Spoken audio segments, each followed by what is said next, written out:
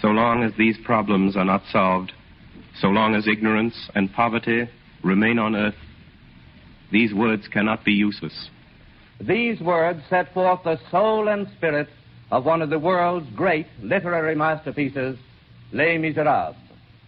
Out of the depths of his pity for suffering mankind, Victor Hugo drew a compelling story, one that will live so long as bewildered humanity shall continue to grope toward the light. Tonight, WOR and the Mutual Network bring you the first of 7 broadcasts based on this great novel. Each episode will depict some vital development in the epic of Jean Valjean. Orson Welles, author, director, and actor, has assembled a notable cast and offers an interpretation created specifically for radio presentation. Mr. Welles will play the role of Jean Valjean. And those sections of the book itself, which in running narrative bind together the dramatic episodes, will also be read by him. Les Misérables begins. Part 1. The episode which is called The Bishop.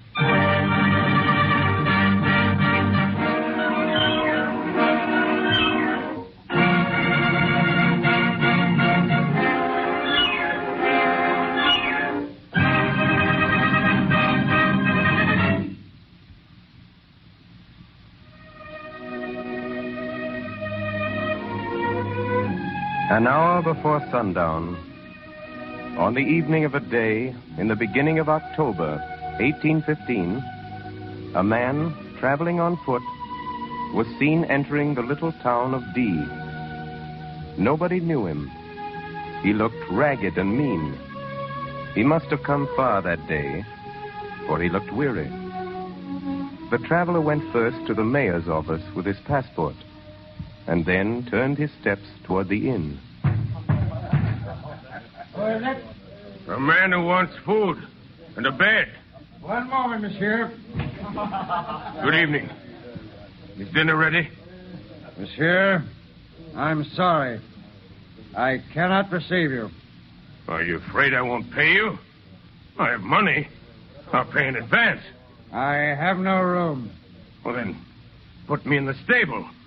I'll pay you. I'm sorry. Well, the attic or a corner of the kitchen. I must have lodging. We'll see after dinner. I can't give you dinner. But I'm hungry. I've been walking since sunrise. 12 leagues. I'm hungry. Get out. What do you mean? You heard me. Get out. But I don't understand. Monsieur, I suspected something when I saw you go into the mayor's office. So I sent my boy across to find out. Monsieur, shall I tell you your name? Oh. So you know. The traveler looked at the innkeeper, bowed his head, picked up his knapsack, and went off down the street. If he had turned, he would have seen the innkeeper in his doorway, pointing him out as he went, to the guests of the inn and to the passers-by. Night came on. It had begun to rain. He passed the prison. Mr. Turnkey! Mr. Turnkey! Well, what is it? Mr. Turnkey, your pardon. Will you let me stay here tonight? This is a jail, not a tavern. Get yourself arrested. The traveler did not know the streets. He walked at random. He came to the prefecture, and then to the seminary. As he passed the cathedral square, he shook his fist at the church. Then he stopped at a stone bench in the Bishop's Street and lay down there, hoping for sleep. Who was this man? He was a criminal, and he had paid for his crime. He was an ex-convict. He was tried 19 years before, in 1796. My name is Jean Valjean. Prisoner, you are accused of burglary. Have you nothing to say? Yes, Excellency. I was hungry. It was not our concern, prisoner. Proven fact of your guilt is not altered by the circumstance of your stomach. Excellency, I was very hungry. My name is Jean Valjean, Excellency. I come from Brie. My father and mother are both dead, and my sister's husband is dead, too, so she lives with me at Faverolles. She and her little ones. They are hungry, too. Excellency, I'm a pruner at Faverolles, and in the pruning season I earn 18 sous a day. And that's all. It's very hard, Excellency. It's a very hard winter. There's no work, and there's no bread. No bread at all. Just no bread, Excellency. None. And I can't find any work. And they're all hungry, Excellency. More hungry than me, much. The 7 little ones. And no bread in the house. Prisoner, you were apprehended by police officers in the possession of stolen property. This court has reviewed the charge, and here finds proven finally against the prisoner the crime for which he is on trial, namely the burglary of 1 loaf of bread. Excellency, what does that mean? It means, prisoner, you're a thief. The court finds you guilty. I didn't know I was a thief. Jean Valjean, you are sentenced to 5 years in the galleys. The galleys. 5 years at the oar of a prison ship. The terms of the code were explicit. 5 years in torment. On the 22nd of April, 1797, a great chain was riveted, and Jean Valjean was a part of this chain. He was no longer Jean Valjean. He was 24,601. What had become of the sister? What became of the 7 children? Who cared about that? What becomes of the leaves of the young tree when it's sawed at the trunk?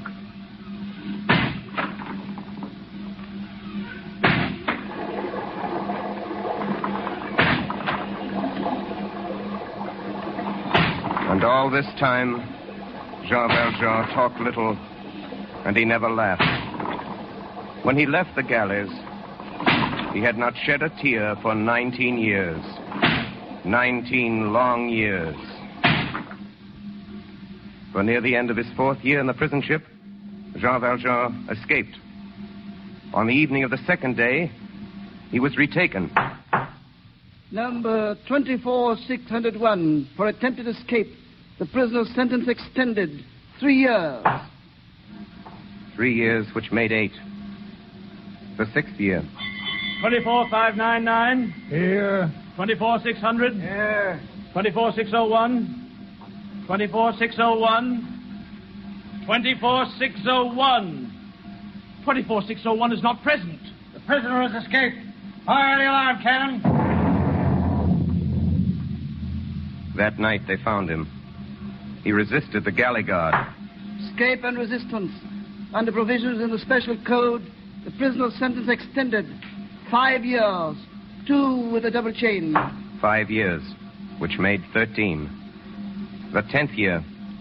Attempted escape. The prisoner's sentence extended 3 years. 3 years, which made 16. The 13th year. Attempted escape. Retaken after an absence of 4 hours. The prisoner's sentence extended 3 years. 3 years for 4 hours, which made 19.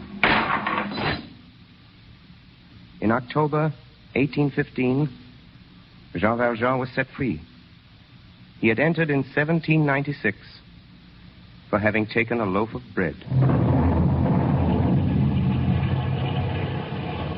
The rain fell heavily, and Jean Valjean was cold on the stone bench. Just then, a woman came out of the church and saw him lying there in the dark. My friend, what are you doing? You see what I'm doing.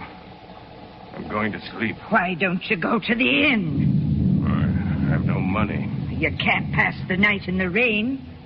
Have you knocked at every door? Yes. Have you knocked at that one there? No. Knock there. and she pointed to a little low house on the other side of the square. It was the palace of the bishop.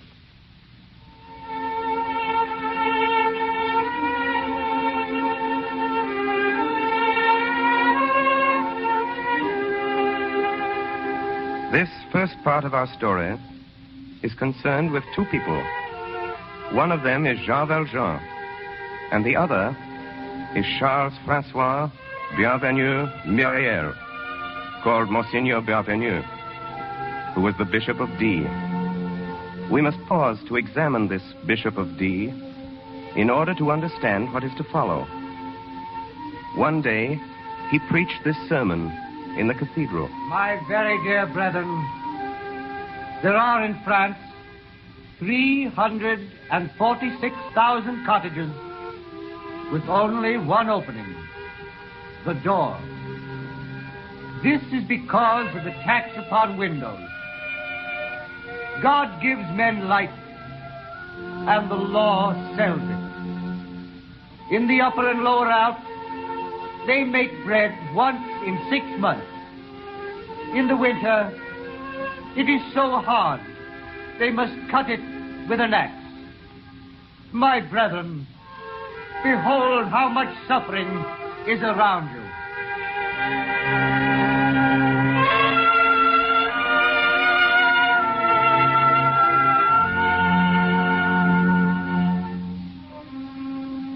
The Bishop of D lived very humbly. He had no retinue, and there was with him in his house only 2 old ladies, his housekeeper and his sister, Mademoiselle Baptistine. Here is a letter written by his sister to some girlhood companion. December 16th, 1814. My dear Madame, not a day passes that we do not speak of you. I am happy, but the weather is severe, and one must do something for those who lack. My brother is so good. He gives all he has to the poor and sick. He exposes himself to every danger. He goes out in the rain, travels in winter. He has no fear of darkness or of dangerous roads, or of those he may meet. Last year, he went up all alone into a district infested with robbers. And when he came back, nothing had happened to him. He said, "See how they have robbed me." And he opened a trunk in which he had the jewels of the Embrun Cathedral, which the robbers had given him. Upon that occasion, I could not help but scold him, taking care only to speak when the carriage had made a noise so that no one could hear us. The housekeeper has had difficulty accustoming herself to what she calls his imprudence. But now that the thing is settled, we pray together, we are afraid together, and we go to sleep. Should Satan come to this house, no one would interfere. But after all, what is there to fear in this house? Farewell. With 1,000 good wishes, Baptistine. It will be seen that the bishop was a good man. He had no systems, but many deeds. When he had money, he visited the poor. When he had none, he visited the rich. So Jean Valjean knocked at his door. The events of that evening, early in October 1815, have often been related by Mademoiselle Baptistine. The bishop had been waiting for his supper. He was standing in the dining room by the fire. In the dining room, there was a door opening on the street.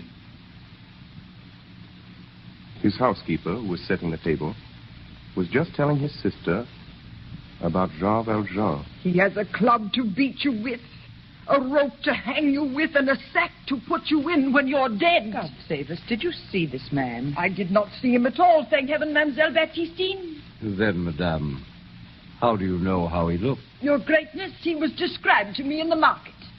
Well, madame, do you think we're in very grave danger? Oh, awful, Your Greatness, with no locks on the doors. And I say, Monseigneur, and Mademoiselle Baptistine here says also Me, that... madame, I say nothing. What my brother does is well done. We say this house isn't safe. We say that a door which opens by a latch on the outside to the first comer, nothing in the world could be more horrible. And your greatness does have the habit, if I do say so, of always saying, come in. Goodness, come in even at midnight. The Lord knows there's no need to ask leave to come in at this house when even the beggars... Come in. It is he. Come in, monsieur. Listen to me. Listen to me before you say anything. Listen. I'm a convict. Did you hear that? I've been 19 years in the galleys. 4 days ago, they let me out. And I've walked all this way from Toulon. I went to the inn, but they sent me away. The jailer wouldn't let me into the prison. No one will have me. I'm a convict. I tried to sleep out under the stars, but there were no stars. It rained, and there was no good God to stop the drops. A woman showed me your house and said to me, knock there. So I've knocked. Look, I have money, 109 francs and 15 sous, which I earned in the galleys. I'll pay you. I'll pay you anything. I walked 12 leagues today, and I'm so hungry. Please, have you a stable? Come in, monsieur, and shut the door. Wait! Did you hear what I said? I said I was a convict. Brother, this is the man. You want to see my passport? Here it is. My yellow passport. Read it. Very well, monsieur. The bearer is a liberated convict, having been 19 years in the galleys. Original sentence, 5 years. Additional servitude, 14 years. The holder of this passport is a very dangerous man. Oh, your greatness, what shall we do? Set another place at the table. But, your greatness... Madame, do as my brother says. Put on another plate. Yes, mademoiselle. Do you mean I can stay? Me? A convict? I thought you'd send me away.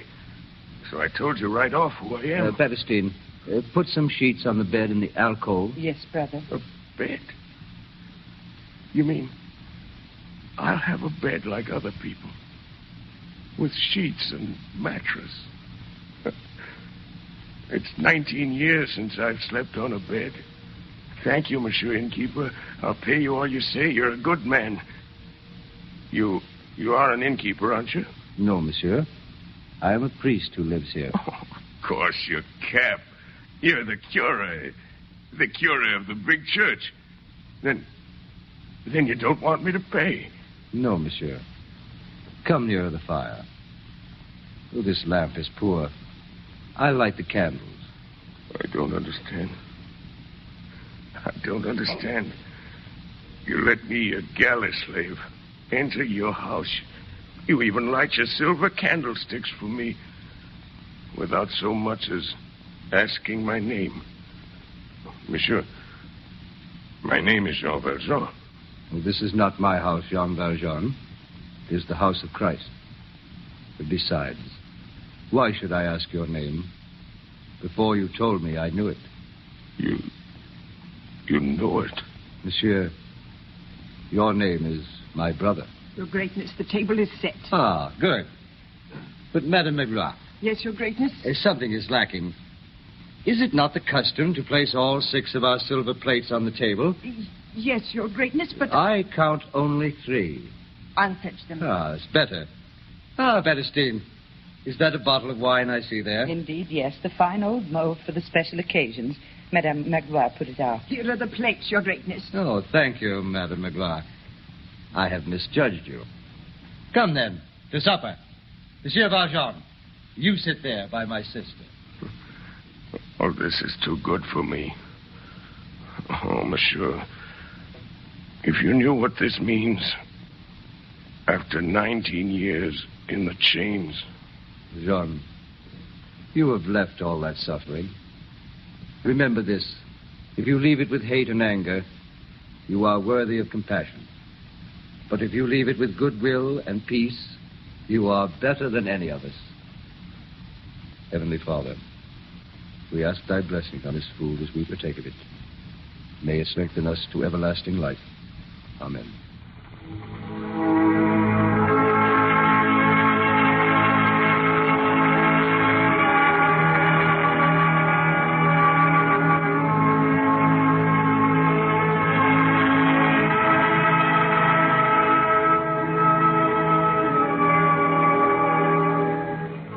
Later, Mademoiselle Baptistine described the progress of this supper in a letter written to a friend. All I can say is that my brother took supper with this Jean Valjean with the same manner he would have used with the provost or the curé of this parish.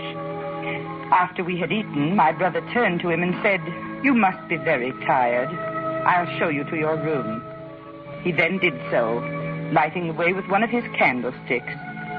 Madame Magloire and I said our prayers in the parlor and retired to our chambers without saying a word.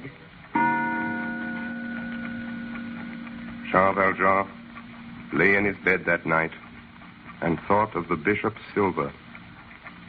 Those 6 silver plates. He had seen the old housekeeper putting them away in the cupboard. He had marked that cupboard well. Solid silver. They would bring at least 200 francs, double his pay for 19 years' labor. What had been the life of this soul? Society should look into these things. They are its own works. In weariness, in agony, under the whip, under the chain, in the cell, on the convict's bed of plank, under the burning sun of the galleys, Jean Valjean turned to his conscience and reflected. To those who saw him, he seemed looking continually upon something terrible.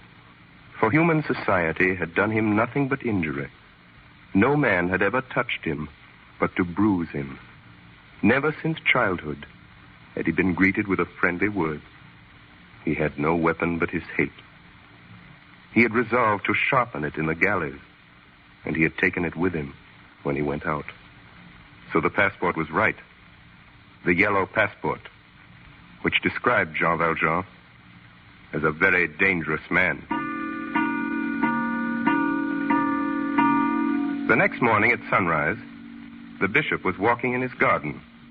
Madame Magloire ran up to him quite beside herself. Monseigneur, your greatness, it's gone. Yes, madame? Monseigneur, it's all gone. And the man with the beard and the yellow passport. Madame, what is gone? Your greatness is silver. It's been stolen. The 6 lovely plates, your only treasure. Oh, Monseigneur, I was right. I should never have put them on the table. He has stolen them. Well, then, let us consider. Yes, Monseigneur. Firstly, did the silver belong to us? No. No, Monseigneur? No. It belonged to the poor. And now, secondly, who was that man? He was a poor man. I suppose so, your greatness, but he knew silver when he saw it, even if he didn't recognize a bishop from a curé. Oh, Monseigneur, it is not myself I'm thinking of, nor of your sister. I worry on your account. What are you going to eat from? Have we no tin plates? Tin smells. Well, then, iron. But iron has such a bad taste. There are always wooden plates. Yes, Monseigneur wishes. But what an idea to take that man. Brother, they've caught the man. Oh, thank God. Have they put him in jail? No, they've brought him here with the silver. They're outside the gate now. Brother, the police want you to identify him. Very well. Show them in. Come along now. Let's have none of your talk. Please. Silence! Prisoner, take your cap off in the presence of the bishop. Bishop. Good morning, Valjean. You recognize him, Monsignor. That's enough. Here is your silver. Yes, but where are my candlesticks? Here are the stolen plates, Monsignor. Were there candlesticks, too? Oh, yes. Yes, they are of silver, like the rest. Valjean, where are my candlesticks? I didn't take them. Madame Magloire, be kind enough to go in and get them. What, Monseigneur? Go get the candlestick. But very well, Monseigneur. Monsieur Valjean, I don't think you understood. I gave you the candlesticks as well. What do you mean? Monsignor, The prisoner was running off with your plates. And he told you they were given him by an old priest with whom he had lodged the night. And you brought him here. Yes, Monsignor. Then it's true what he told me? I have given him the silver.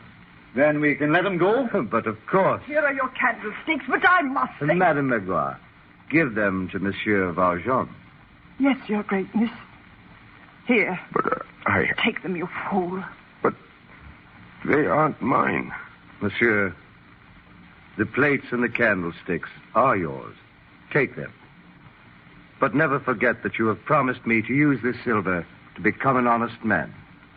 I have promised you. Jean Valjean, I have purchased your soul.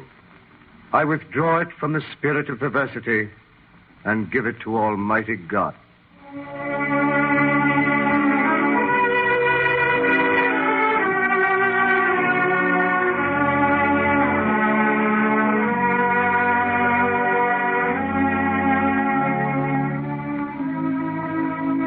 Jean Valjean ran out of the city as though he were escaping and made haste into the open country.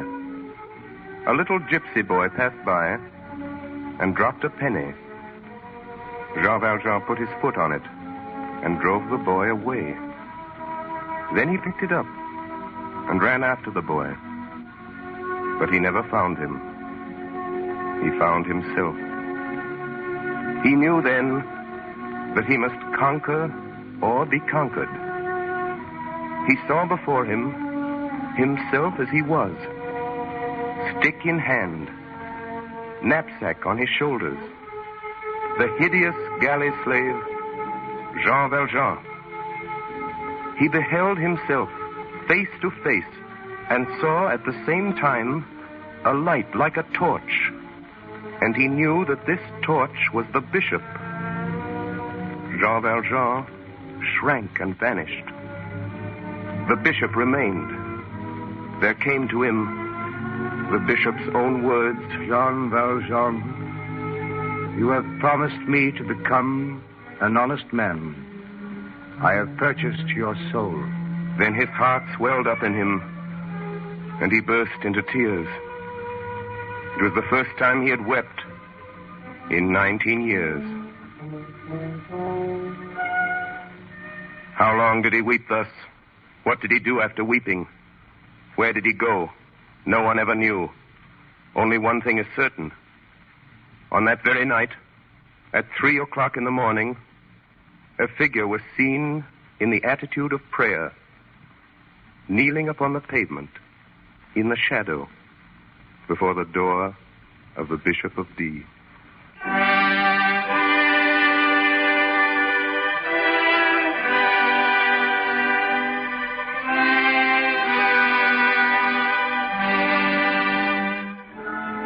WOR and the Mutual Network have presented Part 1, The Bishop, of Victor Hugo's absorbing story, Les Misérables.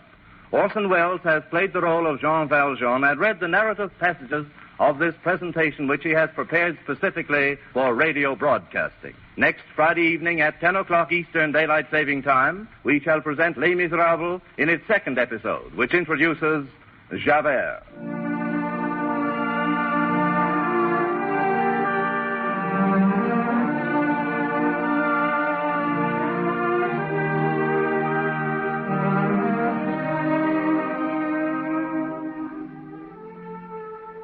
This is the Coast to Coast network of the Mutual Broadcasting System.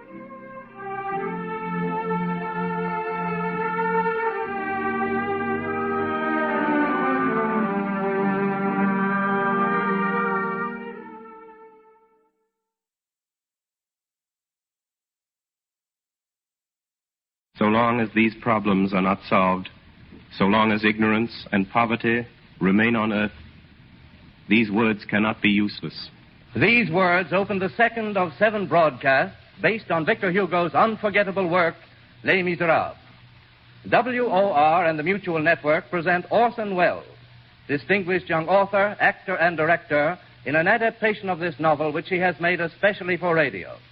Mr. Welles plays the role of Jean Valjean, and he is also heard reading from the book itself as he binds together the dramatic action.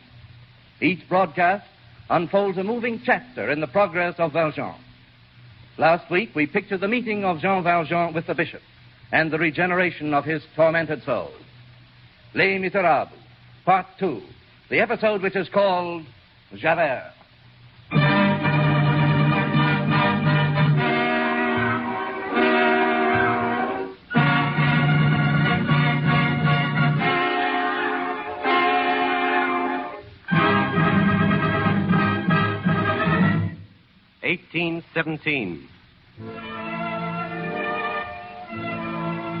Napoleon was at St. Helena. A thing which smoked and clacked on the Seine went and came beneath the windows of the Tuileries. It was a sort of toy called the steamboat. 1817. It was in this year that 4 young gentlemen of Paris played a joke on their sweethearts. One of these young gentlemen was Félix Tholomyès, and his sweetheart was Fantine.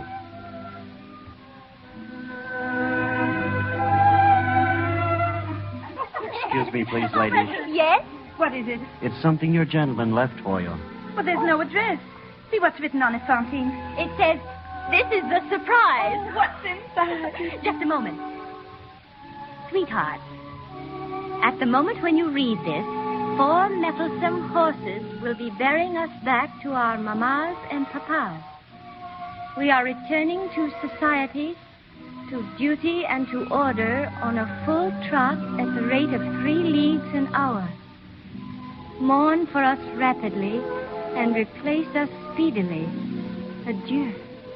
Signed Blancheville, Fanny Listelet, and Félix Tholomyès. P.S. The dinner is paid for.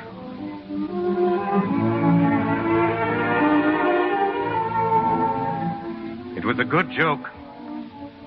The girls laughed. Fantine laughed like the rest. But later she wept bitterly. For Tholomyès was her first love. And the poor girl had a child. This, it will be remembered, was in 1817. At 22 years of age, on a fine spring morning, Fantine left Paris, her child in her arms. She went back to Montreux, where she was born, and she found the little city greatly changed. An unknown man, a stranger, had conceived the idea of substituting gumlac for resin in the manufacture of synthetic jet. This very slight change worked an industrial revolution. In less than 3 years, the inventor of this process had made a fortune for himself and for the whole region. He had built a great factory in which there were 2 workshops, one for men and the other for women. Yes, what is it? Are there jobs open in the workshop? There are always jobs here. Have you a husband? No, monsieur. Any dependents? No. Name? Mademoiselle Fantine. You will commence today. Monsieur Madeleine, the owner, requests only that you be willing and of good morals. Oh, yes, monsieur. I'll assign you to your place. Come with me. So Fantine went to work in the jet factory and kept a secret. For as long as she stayed there, they must never find out about her child. She had left this child in the care of a couple she met on the road to Paris. They were innkeepers, and they were called the Thénardiers. She paid them 57 francs, all that she had, and she trusted them. A letter for you, mademoiselle. Thank you. My dear madame, your little Cosette has outworn her wardrobe. It will be impossible for us to keep Cosette with us any longer for less than 12 francs per week, payable in advance. Sincerely, Thénardier. They had pawned the child's wardrobe. Who were these Thénardiers? The woman was a brute, and the man was a blackguard. But Fantine knew nothing of this, and she sent them the money. The child's clothes being gone, they dressed her in rags.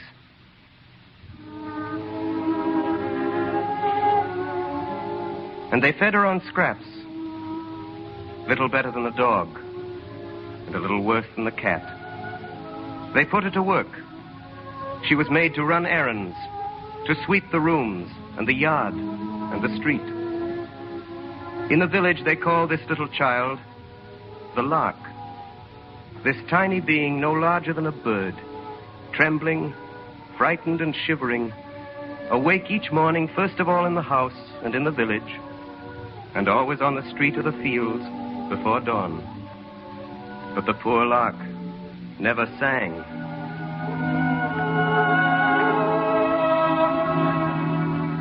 Fantine took a small room and furnished it on the credit of her future labor. She worked hard, thought of nothing but Cosette, and was almost happy. Not being able to say she was married, she took care not to speak of her child. But the women began to whisper in the workshop, and Fantine was watched. More than a few were jealous of her fine teeth and her golden hair. Mademoiselle. Oh, yes, monsieur. You have been with us in this establishment for over a year. Here are 50 francs. 50 francs? They are donated by your employer, Monsieur Madeleine. They will cover your expenses. I must ask you to seek employment elsewhere. Elsewhere? What do you mean? Mademoiselle, the existence of your child has been revealed to us. Good day, mademoiselle. Fantine offered herself as a servant, but nobody wanted her. She began to make coarse shirts for the soldiers. For 12 sous, she sewed 17 hours a day, but her creditors gave her no rest. How could she pay? She couldn't.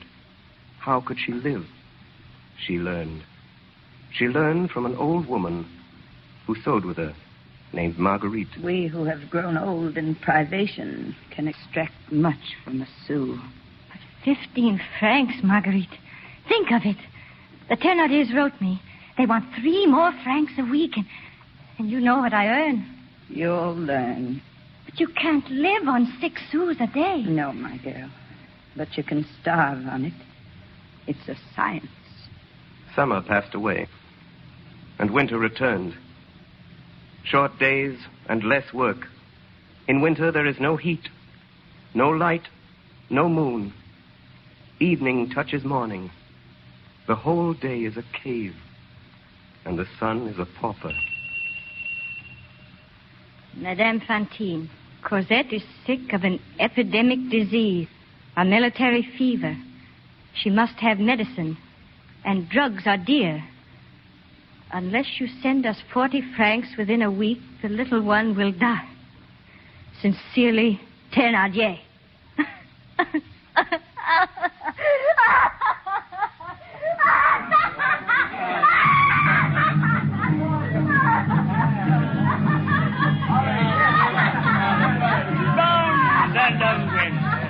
Lotions and scents.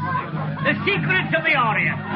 Ladies and gentlemen, I offer during my brief stay in this beautiful city the 7 wonders of the world. No ill is so great but I own its remedy. Heartaches and toothaches. The elixir of life, the powder of love, the pill against pain. If your teeth hurt you, I will pull them out. Would you look beautiful, I will put them in. I have whole sets of teeth complete for your pleasure. Pearly teeth. Teeth for any mouth. Ah, you there. You girl who is laughing there. You have pretty teeth. Tell me your 2 incisors, and I'll give you a gold Napoleon for each of them. What's that? What are incisors? Incisors, young lady, are the front teeth in the head. The 2 pretty upper ones. Oh. Consider my beauty. 2 gold Napoleons, 40 francs. How much good will they do you? If you've got the courage for it, come this evening to the inn, and you will find me there. Oh, no. Hold on, don't run away. Hold on. Come back.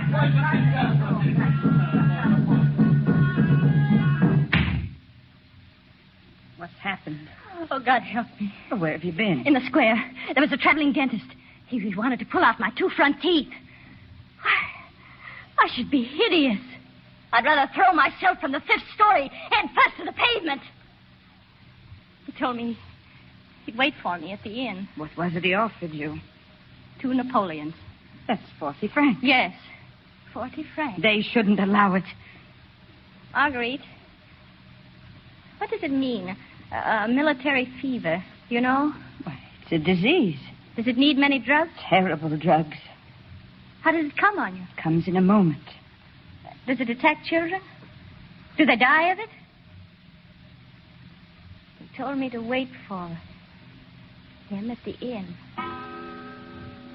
The next morning, when the old woman went into Fantine's chamber before daybreak, for they always worked together and so made one candle do for two, she found Fantine sitting there on the couch. She had not been to bed. Her cap had fallen in her lap. The candle had been left to burn, and it was almost gone. The old woman looked at her. What's happened now? Cosette won't die of that sickness for lack of drugs. Look there on the table. 2 gold Napoleons. A fortune. Where'd you get them? I got them. Then Fantine smiled. The dying candle lit up her face. The corners of her mouth were stained with blood. The 2 teeth were gone. Madame Fantine, send us 100 francs, or we will put out your child on the highway. 100 francs. Oh, what can I sell for 100 francs? Come. I shall sell what is left.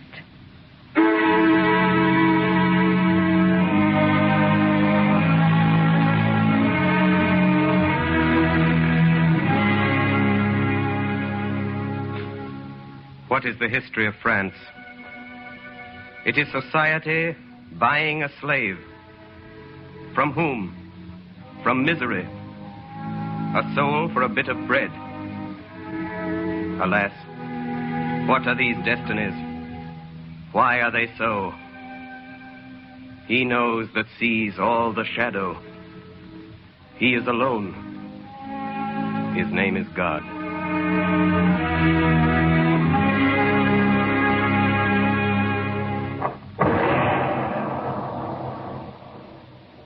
Monsieur Madeleine was well loved in the village. But sometimes, when he passed along the street, calm, affectionate, followed by the benedictions of all, it happened that a tall man, wearing a flat hat and an iron gray coat, and armed with a stout cane, would turn round abruptly and follow him with his eyes until he disappeared. This man was one of the police. His name was Javert. The peasants of Asturias believe that in every litter of wolves there is one dog which is killed by the mother, lest on growing it should devour the others. Give a human face to this dog son of a wolf, and you will have Javert. This man laughed rarely and terribly, and around his nose there was a wrinkle as broad and wild as the muzzle of a fallow deer.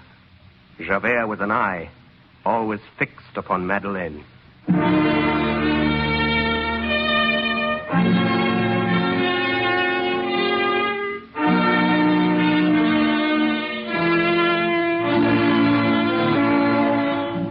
The notebook of Inspector Javert, January 9th, 1818. Who is Madeleine? No one knows. Who are his family? What is his history? Where does he come from? No one knows. He is popular for his deeds of charity, which are done secretly as though they were bad deeds. He's been offered the Legion of Honor. He's refused it. Who is that man? I cannot be sure of what I guessed, but I know well I have seen him before.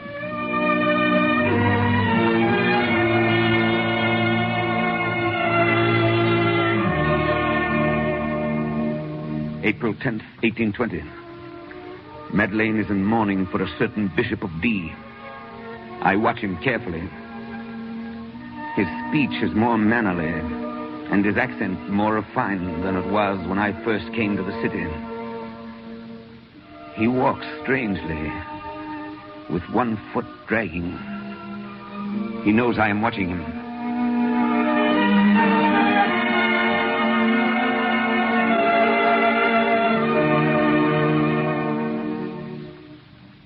August 17th, 1822. The king has appointed Monsieur Madeleine the mayor of this city. Consider, the man came here with only a few hundred francs. He is now a millionaire. This is a sudden rise. I have now learned the circumstances of his arrival into this place. He came here a common laborer, stick in hand and sack on his back one evening in the autumn of 1815. That night, October 23rd, there was a fire in the townhouse, and this man leapt into the flames and saved from burning 2 children of the captain of police.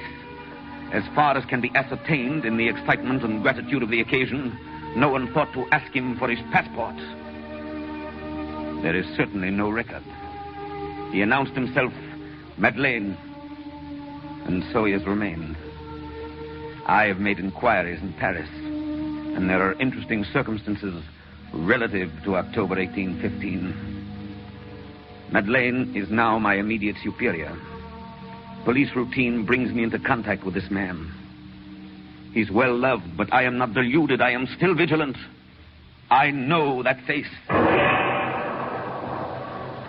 That year, there occurred 2 events on the streets of Montreuil, which, while insignificant in themselves, made a profound impression on the mind of Inspector Javert. The first was a common street accident. Help! Help! What's the matter? What happened here? Inspector, can't we do something? Somebody move this! Gosh, the boy's too late! One moment, monsieur! How did it happen? The old man, the horse slipped, the car turned over on him. He's bitten under the wheel. It's crushing his ribs. Get a jack! Has anybody a jack? God help me! God help me! Get a jack! They're gone for one. That wagon is sinking lower every minute. It can't be helped, sir. The wheel is killing me! Citizens! Listen to me. There is one chance. There's just room enough for one man to crawl in under that wagon. In half a minute, it'll be too late. Oh! Citizens, there is no time to lose. What can you do? What can you do, Inspector? If a man can get under that wheel, there may be hope for you. If a man can get under that wheel and lift it with his back, we may save you. Is there a man who can do it? Who has strength and courage? 5 louis d'or for the man who will try it. 10 louis d'or. 10 louis d'or. He must be a terrible man who can raise a wagon like that on his back. My ribs are breaking a jack. Anything. Oh. Let me by! Let me by! Let me by, citizens. Oh, don't do it. Cosette, you'll be killed. Stop him, somebody. Stop him. Monsieur, it is too late. Let me by, Inspector. As you wish, monsieur. No, go away. Don't come under here. It's too late. He's under the gun. Go away. Get out when you can. It's sinking. Get out. It's sinking. He's got there himself. They'll both be killed. Push. Push.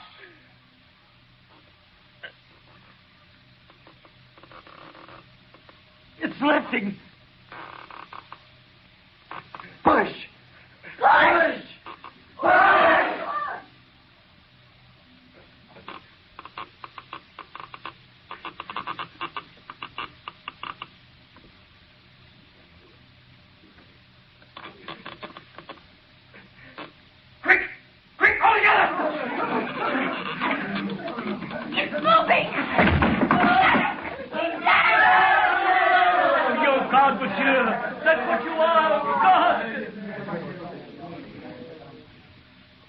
Monsieur, you are a brave man.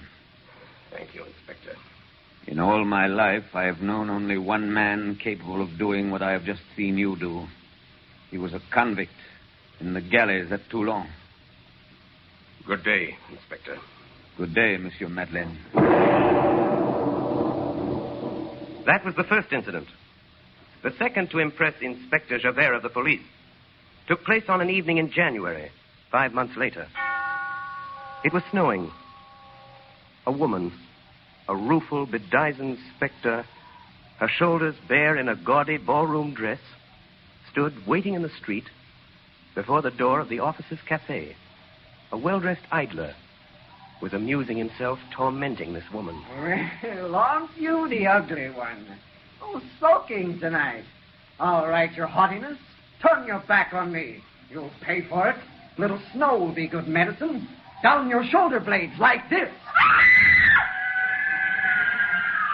The girl, screaming with rage, turned on him and buried her nails in his face, using the most frightful words that ever fell from the off-scouring of a guardhouse. A large crowd formed about them. The man, hatless, defending himself. The woman, kicking and striking, shrieking, toothless, and without hair, livid with anger, and hideous. Suddenly, a tall man advanced quickly from the crowd and seized her by her muddy satin waist. Their tormentor stole away. The woman turned pale with horror. She recognized Javert. Stop. Go home, all of you. It is not permitted that crowds form on the streets. Gentlemen, disperse. Young woman, I must take you to prison. Come with me. To prison? To prison? Oh, no, monsieur. What is your name? Fantine. I have a good memory. This time it's 6 months. 6 months? 6 months in prison? Oh, no. No, I must earn money. I still owe 100 francs to the Thénardiers. I must ask you not to cause a disturbance. Oh, Monsieur Javert, please. I swear to you by the good God, I was not in the wrong. Have they the right to throw snow down our backs? He said you're ugly. You've no teeth. I know I've no teeth, but I didn't do anything. No? What of his hat in the snow? Well, I did wrong to spoil his hat, but you can't imprison me for that. I must pay 100 francs or they'll turn out my Cosette. She's such a little one they would put out in the highway in the very heart of winter. If she were older, she could earn a living, but she's not yet sick. Come along. I've heard your story. You have 6 months. Oh, mercy, Get no! up, you fool! Do I have to drag you? One moment, if you please. Let me help you. Citizen, I warn you, don't obstruct the course of justice. There, mademoiselle. You'll be all right. This is insolent. Who are you? My name is Madeleine. The mayor. Your pardon, monsieur. I didn't recognize you in the shadow. The mayor? Madeleine? Is this the famous Madeleine? Take care, woman. Monsieur Javert. Think of it. He's the cause of it all. He turned me away from his factory on account of some stories they told about me in the workshop. Stories about me, lies. You see how it happens? He did this to me. I'm sorry, monsieur. This will add to her sentence. That's all right, Inspector. Set the woman at liberty. What did you say, monsieur? Set the woman at liberty. At liberty? What? You mean I can go? I'm free? I don't understand. Who said that? It wasn't the mayor. It couldn't be. Was it you, Monsieur Javert? You forgiven me? I did stamp on the gentleman's hat, but he spoiled my whole dress in the snow. We women, we have only one dress for the evening. Mademoiselle, how much did you say that you owed? I said nothing to you. You came in to scare me. I'm not scared of you. I'm scared of Javert. Only tonight it hurt me. I'm not very well. I cough. There's something in my chest that burns. Stop. Give me a hand. Now, don't be afraid to feel how hot it is. Let go, woman. You're drunk. Officers! The inspector says you must release me. I'm going. Sergeant, detain this woman. Who told you to let her go? I did, Inspector. Your Honor, that cannot be done. And why not? This woman has insulted a citizen. I have learned the circumstances. It was the citizen who did wrong. She has also insulted the mayor. I can do what I please about that. Your pardon, monsieur, but you cannot. The insult does not rest with you. It rests with justice. Inspector, the highest justice is conscience. I have heard this woman. Content yourself with obeying. I obey my duty, monsieur. I am sorry to resist the matter you speak of belongs to the municipal police. But, monsieur... I refer you to Article 81 of the law of December 19th, 1799, on the subject of legal imprisonment. You're well acquainted with the criminal code, monsieur, but if you will permit... You may go, Inspector. However, monsieur... You may go, Inspector. Yes, monsieur. Sergeant. Come, mademoiselle. It is cold. I don't understand. Monsieur Javert has gone. Yes. Yes, he's gone. Don't be frightened. I'm sorry. I didn't know all your story. I never knew you'd left my workshop. I'll make it up to you now. Make it up to me? Yes, Fantine. And don't cry. I'll take care of your debts. My daughter. My Cosette. You shall go to her, and she shall come to live with you. You mean that, Monsieur Madeleine? You swear it? On my word of honor. Oh, Monsieur. I am not a bad woman. Listen to me, Fantine. If all you say is true, and I do not doubt it, you have never ceased to be virtuous and holy before God. That same night, Javert wrote a letter to the Prefect of Police, Paris. Monsieur, I wish to report that a certain face has always been familiar to me. Tonight, I placed it. I have further conclusive evidence. Monsieur Madeleine, the mayor of Montreuil, is wanted by the police for robbery. He is a second offender, being an ex-convict. He is the old galley slave, Jean Valjean. Signed by the inspector of police, Javert.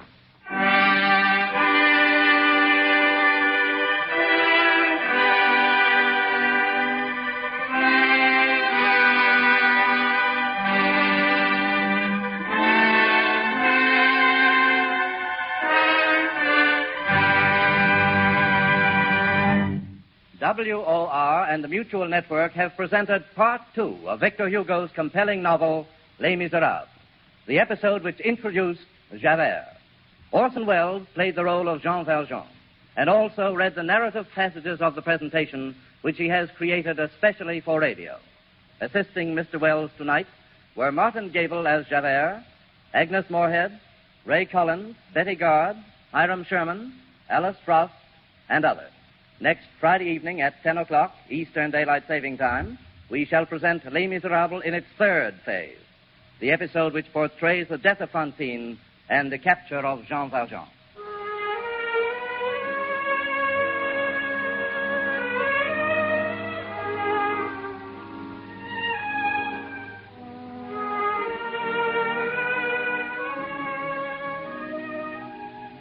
This is the coast-to-coast network of the Mutual Broadcasting System.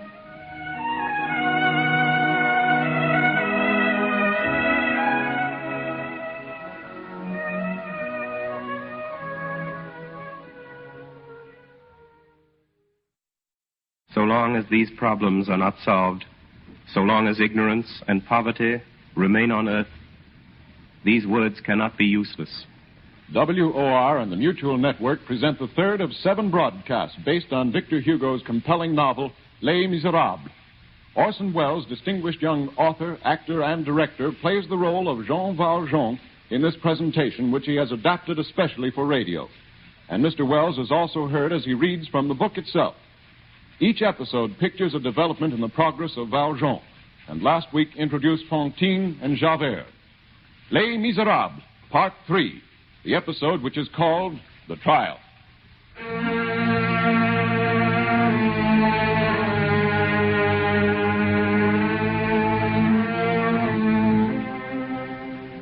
I gave you the candlesticks that you stole from me.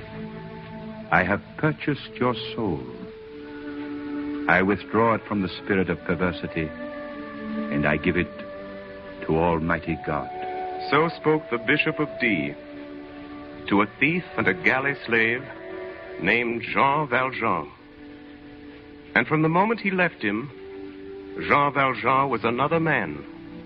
He was Monsieur Madeleine. In time, he was the mayor of Montreuil. He had sold the bishop's silver, keeping only the candlesticks. And with this money, he made more. He was established in Montreuil, the owner of a great factory and a public official. A quiet, hopeful man, having but 2 thoughts: to conceal his name and to sanctify his life, to escape from men and to return to God. But a shadow had fallen across the destiny of Jean Valjean. The shadow of a man in a flat hat and a long coat, a man carrying a stick. Javert. Monsieur Madeleine. Yes? Inspector Javert of the police. Let him come in. Yes, monsieur. This way, Inspector. Monsieur Madeleine. Good morning, Javert. Well, what's the matter? Your Honor, I wish to report a criminal act. Yes, Inspector. An inferior agent of the government has been lacking in respect to a magistrate. It's my duty to bring the fact to your knowledge.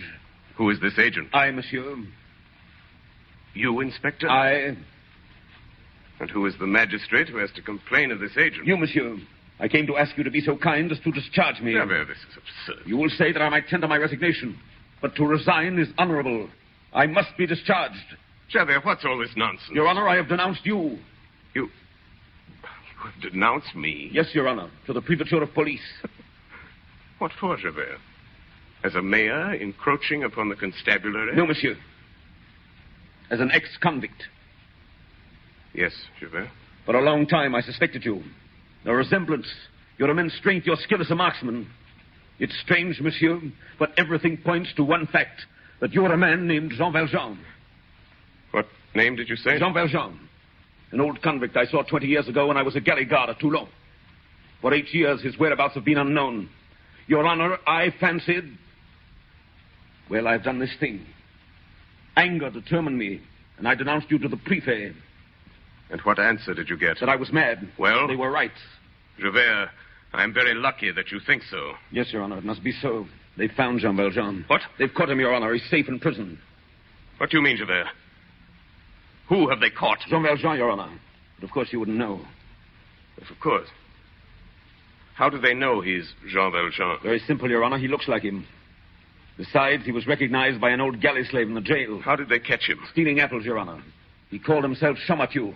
He'd been a pruner and he lived at Faverolles. Now, what was Jean Valjean? A pruner. Where? At Faverolles.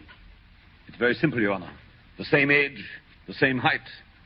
When I wrote to the justice, he sent for me and brought me before the man Champmathieu. Well? Your Honor, truth is truth. I'm sorry for it, but that man is Jean Valjean. Are you sure of it? Yes, monsieur, I'm sure. And now that I see the real Jean Valjean, Your Honor, I don't see how I could ever have believed anything else. I beg your pardon. What did this man say to you? No, he's a sly one, this Valjean. That's where I recognize him. He pretends not to understand. He puts on astonishment and plays innocent. But there's evidence. He'll be condemned. Where is he now? At the assizes at Arras. I've been summoned to testify. What's the charge? Stealing apples, Your Honor. Second offense. It's the galleys for life. When's the trial? Tomorrow. When do you leave? Tonight. As soon as I've given my testimony, I shall return. How long will the trial last? A day at the longest, Your Honor. I see. Your pardon, monsieur. Yes? I must be discharged. Javert, you're a man of honor. You may keep your place. You can't do that. You can't do that to me. Javert, this is a matter which concerns me alone. You can't do it. You're a mayor and a magistrate. You've got to discharge me. I belong to the police. You're respectable. You own property, and I denounced you. Don't you know what that means? You exaggerate your fault, Inspector. I forgive you. You've no right to. I don't want your forgiveness. Your forgiveness, your charity, your kindness. I hate your kindness. The kindness that defends a woman of the town against a citizen, an inferior against a superior, a police agent against the mayor. I hate that kindness. It's easy to be kind. It's hard to be just. If you'd been what I thought you were, I wouldn't have been kind to you, not I, Your Honor. I've said to myself, Javert, you're a hard man, but if you ever trip, look out. Well, I've tripped. I would have broken another man. I must be broken, stripped of my uniform, driven off, disgraced. You've got to do that to me. That's what's right. I demand my discharge. Well, Javert, let me think about it. After all, you may not be as wrong as you think.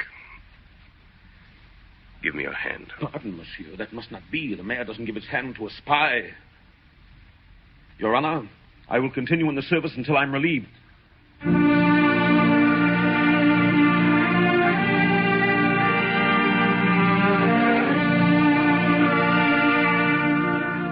Now, Jean Valjean, called Madeleine, had forgotten a promise. There was a young girl, Fantine. She was sick, and the good mayor had taken her from the streets and given her to the care of an old nun in his hospital. Here Fantine lay dying, her only joy, the hope of seeing her child, her little daughter, whom she'd boarded with some innkeepers in another town. Monsieur Madeleine had promised to bring her child to her. Monsieur Madeleine. Monsieur Madeleine. Why don't you answer? There, Fantine, my child. Lie back. Oh, sister, I must have been asleep. Where is he? Where's Monsieur Madeleine? The portress told me he could not come today. Oh, no. But he always comes. Always. Every day he comes here to the hospital to see me. Mademoiselle Fantine, be calm. You must lie down again. Why can't he come, sister? My child, the mayor has gone away. Gone away? Gone away? Yes. I know. He's gone for Cosette. I'm going to see her again. Remember, sister, what he said to me yesterday? Very, very soon, he said. Yes, my child. Oh, I am so happy. Well, I feel all well. No pain at all. I'm going to see my child again. Yes, but you mustn't talk anymore. It's been 5 years since I've seen her. I had to leave her with the innkeepers on the road when she was little. That was all I could do, sister. Because people talk, and I needed a job to support us. Then there was no work, and I had to do anything to pay for her board. I know. That's how I got in my trouble. But Monsieur Madeleine was good to me. He saved me from jail. He's the mayor, and he can do that. And he saved me from that wicked policeman, Javert. And he's taking care of me in my sickness. And now he's gone to get Cosette from the innkeepers. And he'll bring her to me. I'm sure he will. And when Cosette comes, can she lie by my side in the little bed? You'll let her do that, won't you? Yes, my child. Good night. Then when she wakes, I can say good morning to her. And at night, when I'm awake, I can hear her sleep. Her little breathing is so sweet. Good night, my child. Good night, sister.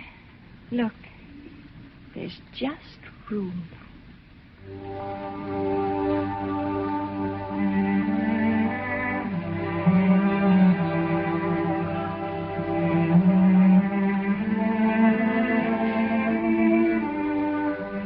There is one spectacle grander than the sea.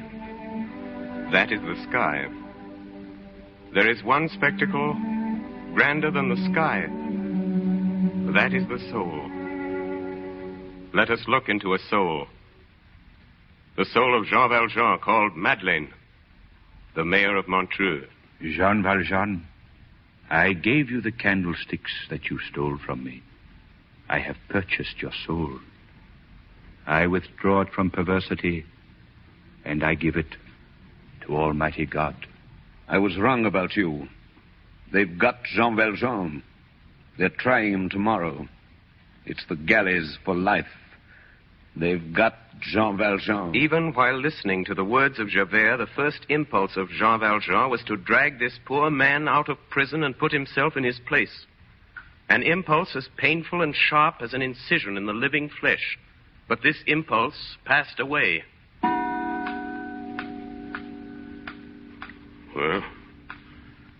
Well, what am I afraid of? This Javert who's troubled me? That fearful instinct which follows me, that terrible bloodhound, is baffled. He's satisfied. He'll leave me in quiet. He holds his Jean Valjean fast, and I have nothing to do with it. Why interfere? It doesn't concern me. I've brought happiness to this place. I've done some good. It is God's will that I do more.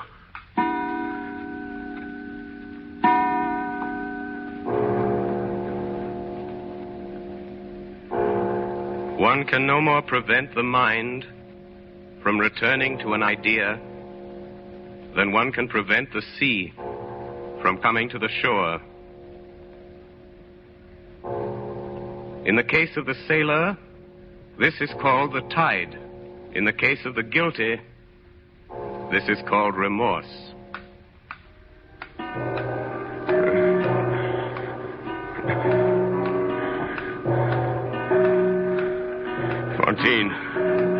Fantine, remember Fantine? That poor lonely woman who longs for her child. What of her? I have promised this mother her child. Who'll keep the promise? Well, this man goes to the galleys. What of it? He's stolen. Why say he hasn't stolen? He's stolen.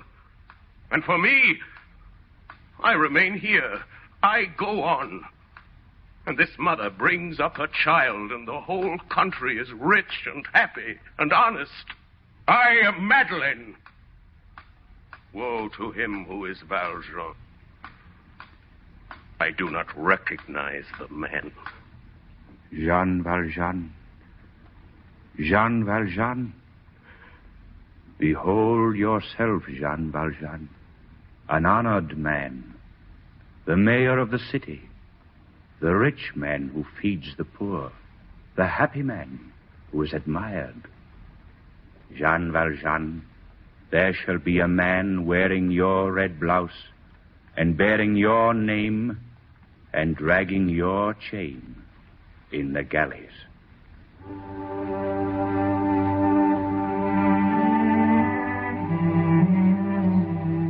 So struggled this unhappy soul. So struggled 1,800 years before him another. He also, while the olive trees were shivering in the fierce breath of the infinite, long put away the fearful chalice, dripping with shadow and running over with darkness in the star-filled depths.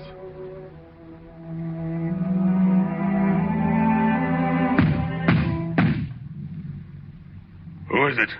I'm Monsieur Madeleine. Well, what is it? Monsieur Madeleine, it is just 5 o'clock. What's that to me? It's the cart, Monsieur. What cart?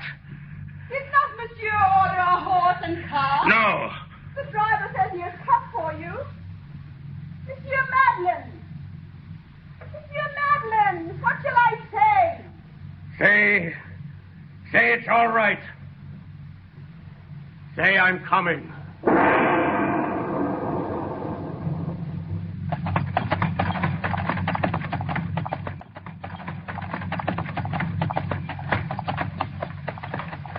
At daybreak, Jean Valjean was in the open country. The roads were bad from Montreux to Arras. When he got to the courthouse, it was night. Monsieur Madeleine. Yes? Oh, Your Honor, you should have told me straight off that you're the mayor of Montreux. A place has been made for you on the bench, Your Honor. The judge begs you to enter. Thank you. Not at all, Your Honor. You've only to turn the brass knob of that door, and you'll find yourself in the courtroom. Good evening, monsieur. Jean Valjean was alone. He stared at the door to the courtroom. He drew breath and listened. There was no sound. He waited there, listening. The same silence. He leaned against the wall. The stone was cold. He closed his eyes. Jean Valjean, there shall be a man bearing your name and dragging your chain in the galleys. He opened his eyes. The first thing he saw was the handle of that door. The door to the courtroom. That round, polished brass handle. It shone there before him like a star.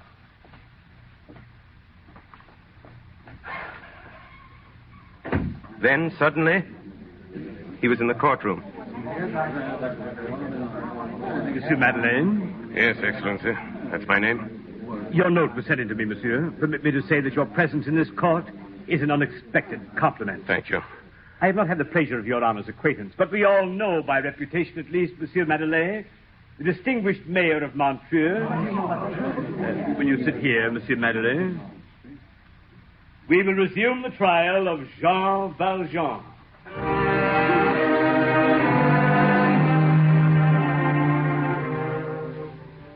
He did not need to look for him. He saw him. This was the man. He thought he saw himself, older, but just as he'd looked. Everything as it was 8 years before. Early in October 1815, when he left the galleys and entered the little town of D. He thought he saw his trial played by his shadow. Judges, clerks, gendarmes, a throng of heads. He'd seen all this before, 27 years before, when Jean Valjean was tried by law for stealing a loaf of bread. We will resume the trial of Jean Valjean. Monsieur Madeleine, the prisoner is accused of stealing ripe apples.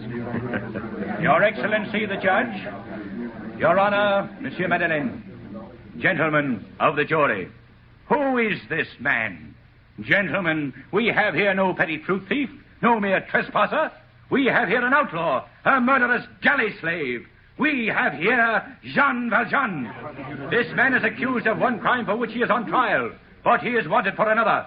Highway robbery, committed for the gain of 1 penny from a small boy encountered in the fields outside of D. Convict him for the new crime, and he shall be tried again for the first. Prisoner, on your own behalf, have you anything to say? No, Excellency. No, I didn't do it, that's all. I never stole anything. I'm a man who doesn't get something to eat every day. I picked off the ground things that were there. That's all I did. You see, Monsieur Madeleine, there's no question of the identity. This man is obviously Jean Valjean. Has the prisoner no witnesses? May I question him? Oh, certainly, monsieur. Thank you. Monsieur Champmathieu, how long have you been a pruner? His Honor is speaking to you, prisoner. Reply to him. I don't know, monsieur. I've been a pruner for a long time. Before that, I was a wheelwright. Yes, I was a wheelwright in Paris. I earned 30 sous a day. Look here. I'm telling the truth. You have only to ask if it isn't so. Ask how stupid I am. Ask anybody. Ask. I don't know what you want of me. Your Excellency, I beg leave to call out at this time 3 witnesses. Brevet, Cheneldieu, Cochepaille. They are convicts. They have been in the galleys with the accused. Permission granted. Call the first witness. Convict Brevet. Convict Brevet! Yes, sir. Come forward. Convict Brevet, you have suffered infamous punishment and cannot take the oath. Prisoner Champmathieu, rise. Rise, prisoner. Brevet, look upon the prisoner. Say on your soul and conscience whether you still recognize this man as your former fellow convict, Jean Valjean. Your Excellency, I remember him. Sit down, Brevet. Prisoner remains standing. Call out the galley slave, Cheneldieu. Convict Cheneldieu. Yes, Your Excellency. Think carefully. Do you recognize this man? Recognize him? We were on the same chain together. What's wrong, Jack? Don't you remember me? Sit down, prisoner. Convict Cochepaille. Do you identify the man before you? That's 24601. Jean Valjean, his name was. Champmathieu, you have heard the testimony of these witnesses. Have you anything to say? I say they're liars! Officers, enforce order! I am about to pronounce sentence on this man. One moment! Order! Your Excellency! Order! Your Excellency! May I be permitted a few words on behalf of the accused? I'd like to tell you about Jean Valjean. Monsieur Madeleine, you're a man of high office. I must grant your request. Excellency, they were right when they told you that Jean Valjean was an outlaw. It's true he was a galley slave. The convicts are right. 19 years he was chained between Cochepaille and Cheneldieu. 19 long years. It's true he was a criminal. The pennies were stolen and the loaf of bread. And the bishop was robbed. But mark you, gentlemen, the galleys make the galley slave. Before the galleys, this man was a poor peasant, an idiot. He was changed in the galleys. He was stupid. He was made wicked. He was a log. He became a firebrand. He was saved later by indulgence and kindness as he was lost by severity. You won't understand this. There are some things which cannot be told. I cannot relate to you the story of Jean Valjean's life. Someday you will know it. He's done what he could. He's disguised himself under another name. He has desired to enter again among honest men. It seems this cannot be. Gentlemen, your prisoner is not he who is on trial before you. Release this man. He is innocent. What is done at this moment, God beholds from on high. This man is no convict, no outlaw, no thief. Gentlemen, I am Jean Valjean. Monsieur Madeleine is not well, officer. See his honor to my chamber. You don't believe me? Brevet, Cheneldieu, Cochepaille, look at me. Do you recognize me? Do you know who I am? Brevet, Answer me. Yes, Your Honor. Hello, 23709. Shoneyville, number 21808. Your left shoulder still scarred from a burn. Answer me, is that true? Yes, monsieur, it's true. Push by number 24302. There's a date in blue letters on your left arm. March 1st, 1815. Lift up your sleeve. March 1st, 1815. Gentlemen, you see clearly. I am Jean Valjean. You may arrest me when you choose. Good night, gentlemen.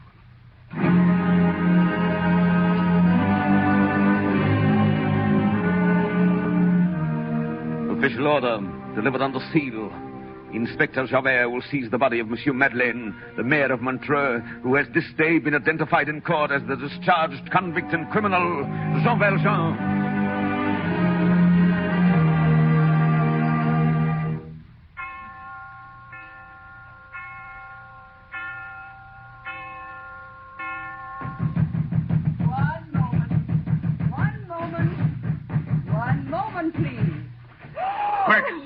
Quick, sister, let me in. Your hair, monsieur, it is all white. Fantine, can I see her? Oh, have you brought back her child? Oh, monsieur, she is asleep. I must see her tonight now. There's no time. Monsieur Madeleine. Oh, you have awakened her. My dear little Fantine. I knew you were there. I was asleep, but I saw you. I followed you with my eyes the whole night. Tell me, where is my Cosette? Sister, you said I might have her in the little bed beside me. Not yet, my child. You still have some fever. We must cure you first. But I'm cured. Let me see my Cosette. Isn't it natural I should want to see my child when you've been to all that trouble to get her? If you'll bring her in to see me now, I'll speak very gently. It is better to wait, Fantine. Oh, monsieur, only tell me, how is she? She may not know me. Children have no memories. They're like birds. You must be cold, Monsieur Madeleine, after that trip in the carriage. Oh, could they not bring her here for once? Cosette is well. Cosette is beautiful. He'll see her soon. But be quiet.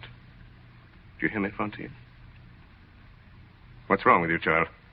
Monsieur, he has come for me. The policeman. Fantine, what are you looking at? That's Inspector Javert. Well, Jean Valjean? I know what he wants, child. It's not for you that he comes. Come on, Jean Valjean. Monsieur Madeleine. Monsieur Madeleine, save me. There's no Madeleine here. There is Jean Valjean. One moment, Javert. Call me Inspector. Inspector, I'd like a word with you in private. Speak aloud. People speak aloud to me. Monsieur Madeleine. It's a request I have to make to you. Speak aloud, I tell you. Inspector, this is Monsieur not to be Madeleine. heard by anyone but yourself. What's that to me? My Cosette. Cosette. I'll never see her. Listen to me. You've got to. You're human. Give me Monsieur just Madeleine. 3 days. 3 days to go for the child of this woman. You're clever, Jean Valjean. I'll say that for you. You asked me for 3 days to get away, and you tell me you're going for a child. Going for a child? My child? Cosette? Then she's not here. Monsieur Madeleine, where's Cosette? I want my child. My Cosette. Monsieur Madeleine! Hold your tongue, hussy. I want that child.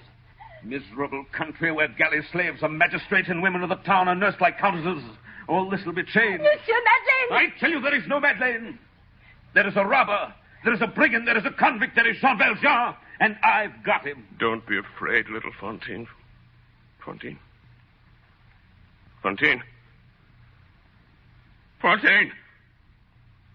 What's wrong with her, sister? Requiem aeternam dona eis. Come on. Come on.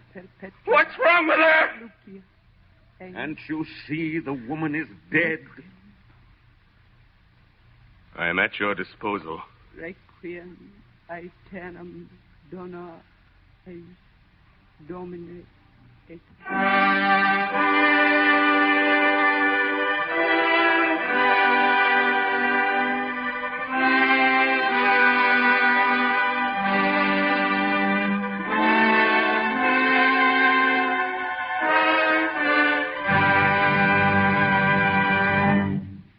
Tonight, WOR and the Mutual Network have brought you Part 3 of Victor Hugo's absorbing masterpiece, Les Misérables, the episode which pictured the death of Fantine and the capture of the supposed Jean Valjean. Orson Welles played the roles of both the real and the supposed Valjean. and was also heard reading the narrative passages of this presentation, which he has made especially for radio. Assisting Mr. Wells were Martin Gable as Javert, Alice Frost as Fantine, Ray Collins, Adelaide Klein, William Johnstone, and Hiram Sherman. The orchestra was under the direction of Milton Catums, who arranged the score. Next Friday evening at 10 o'clock, we shall present Les Misérables in its fourth chapter, the episode which is called Cosette.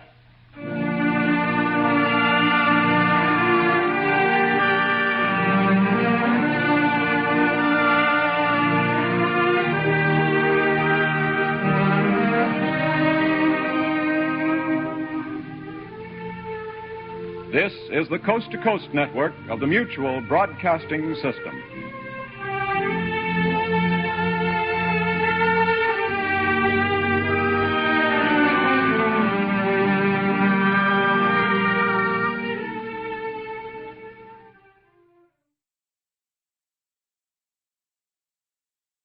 So long as these problems are not solved, so long as ignorance and poverty remain on earth, these words cannot be useless. These are the words which preface the fourth of 7 broadcasts based on Victor Hugo's great novel, Les Misérables. WOR and the Mutual Network present Orson Welles, distinguished young author, actor, and director, in an adaptation of the book which he has created especially for radio. Each episode portrays some development in the progress of Jean Valjean, a role played by Orson Welles, who is also heard reading the narrative. Les Misérables, Part 4, the episode which is called Cosette.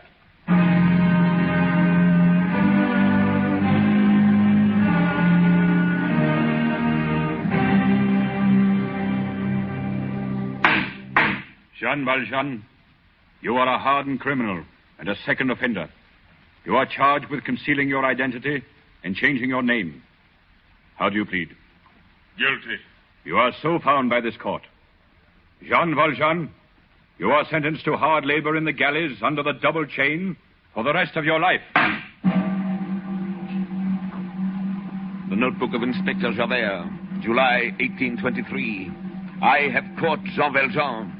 In a whole lifetime of service with the police, there is no entry in this book which has occasioned me so much satisfaction. I have caught Jean Valjean. I am affixing to this page an excerpt from a recent newspaper in Paris. Here it is. The Paris Journal, July 25th, 1823. An old convict has been brought to trial called Jean Valjean. The circumstances are extraordinary. In the district of Montreux, a gentleman called Monsieur Madeleine had, in acknowledgement of his services, been appointed mayor, and as such he was famed for his wisdom and his good works. But this man has been unmasked. The police authorities, thanks chiefly to the zeal of Inspector Javert, have disclosed the true identity of Monsieur Madeleine. He is none other than the convict, Jean Valjean. It appears that previous to his arrest, this man had succeeded in withdrawing from his bank a sum amounting to more than 500,000 francs, which he had deposited there and which, it is said, he had realized in his business. Since his return to the galleys, it has been impossible to discover where this money has been concealed. This is the end of the newspaper article. I think I can guess the motive of Jean Valjean in concealing this money. His hope of escape. And there's another matter. The child, Cosette. The child of the woman Fantine.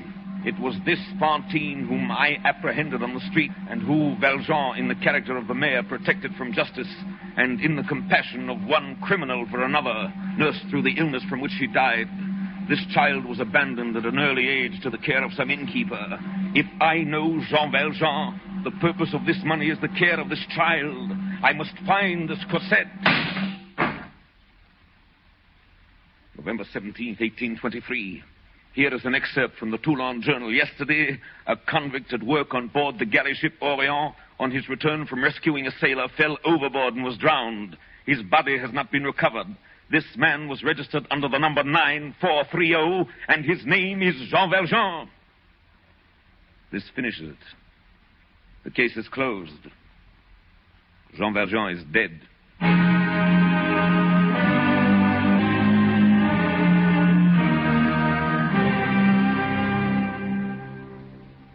Tonight we are to consider the story of Cosette. Cosette.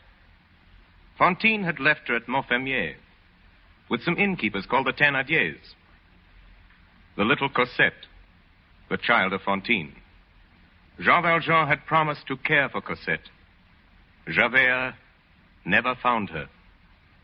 Now, who were these innkeepers? These Thénardiers? This man and this woman were cunning and rage married. A hideous and terrible pair. Cosette was between them, undergoing their double pressure, like a creature who was at the same time bruised by a millstone and lacerated with pincers. The man and woman had each a different way. Cosette was beaten unmercifully. That came from the woman. She went barefoot in winter. That came from the man. A ferocious mistress, a malignant master, a rascal of the subdued order. Thénardier's code as an innkeeper is interesting. The duty of the innkeeper is to sell to the first comer. Food, rest, light, fire, dirty linen, servants, fleas, and smiles, to charge for the open window, the closed window, the chimney corner, the sofa, the chair, the stool, the bench, the feather bed, the mattress, the straw bed. To know how much the mirror is worn and to tax that. To make the traveler pay for everything, even to the flies that his dog eats. Cosette was their only servant. And this child of 8 did the work of a full staff. She brushed, scrubbed, swept, ran errands, lifted heavy things, puny as she was. And the moment the poor girl wearied in her back-breaking tasks, the huge figure of Madame Thénardier loomed above her, shrilling commands through the inn. Cosette! Cosette! Oh, there you are. Well, what have you been doing? Nothing as usual. You know we need more wood for the kitchen. Get it. There, that'll teach you to waste time.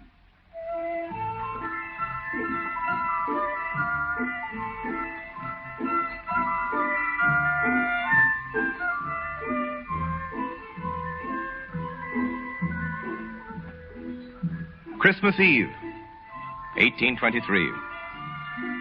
Pretty windows, candy booths, toy stores, parties, and good things to eat.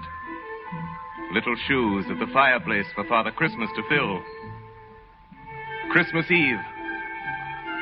Festivity in the little town of Montfermeil. Extra work at the inn. Extra work for Cosette. You girl, have you watered my horse? Oh, yes, monsieur.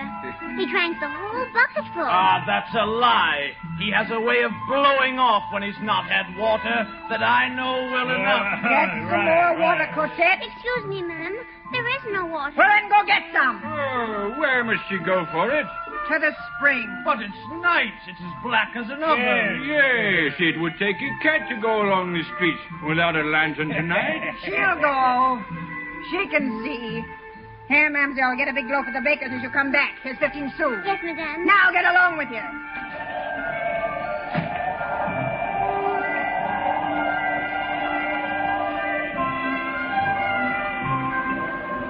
The child fled with her bucket, running as fast as she could. The night was cold, and the spring was far away. Soon, the gleam from the town disappeared, and the darkness became thicker. It was no longer Montfermeil. It was open country. Dark, terrifying country. The child's heart pounded at her ribs, with their ghosts moving in the trees. Time after time she faltered and started back towards the inn. But always there appeared to her the more dreadful specter of Madame Thénardier, and she went on. At length she arrived at the spring. Cosette did not take time to breathe. She felt in the darkness for a young oak which bent over the spring, found a branch, swung herself from it, bent down, and plunged the bucket in the water. In that movement, she did not notice that her apron pocket emptied itself into the spring. The 15-sou piece fell from her dress and dropped into the water. Cosette neither saw nor heard the coin fall. She was anxious to start back at once, but the effort of filling the bucket had been so great that it was impossible for her to take a step. For on this night, this starless, terrifying Christmas night, that bucket was heavier than ever before. The woods were blacker. The wind was colder. The child tugged at the stooping weight and managed a few steps. Terror gripped her. Terror. Terror of something she couldn't see. She began to count aloud. 1, 2, 3, 4, 5, 6, 7, 8, 9. 1, 2, 3.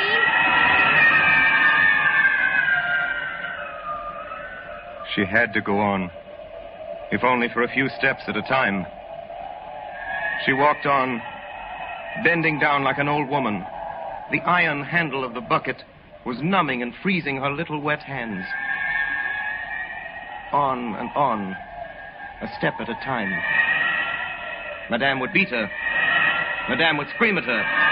Madame would whip her.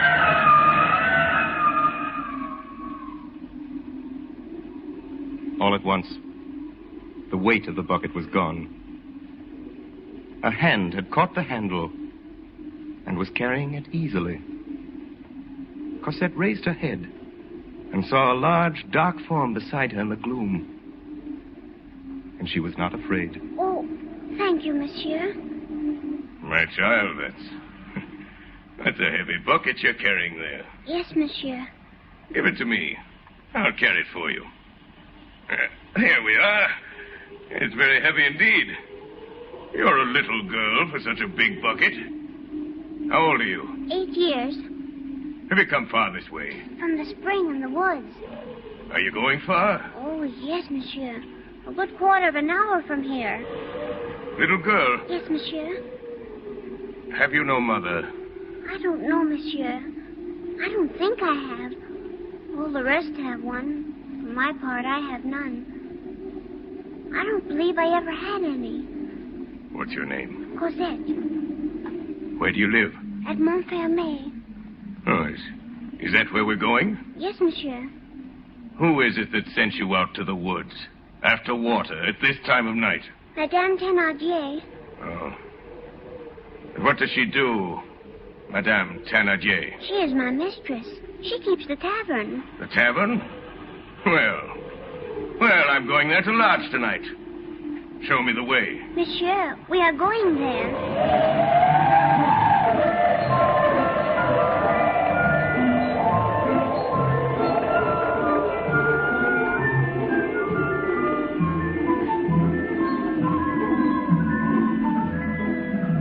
Look, we're on the main street.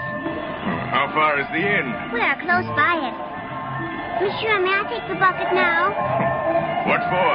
Because if Madame Thénardier sees that if anybody else brought it for me, she will beat me. Oh, not on Christmas, my child. Is it Christmas, monsieur? Oh, it's you, is it? Well, you've taken your time. Madame, here's a gentleman who's coming to lodge. What?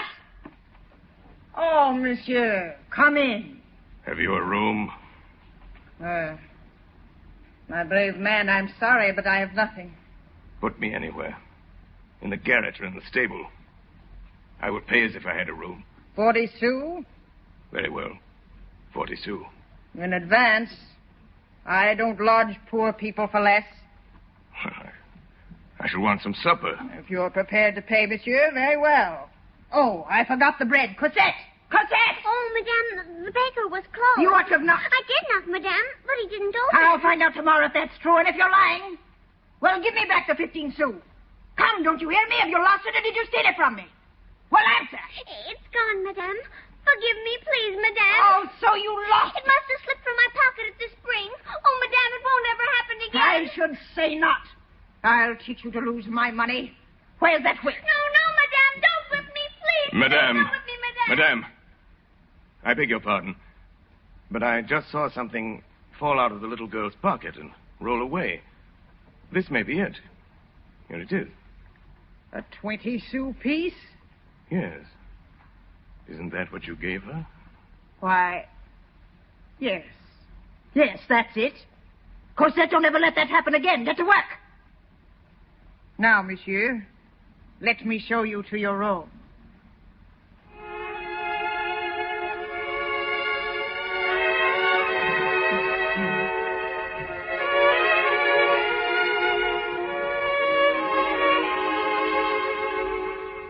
Late that night, The stranger went to bed.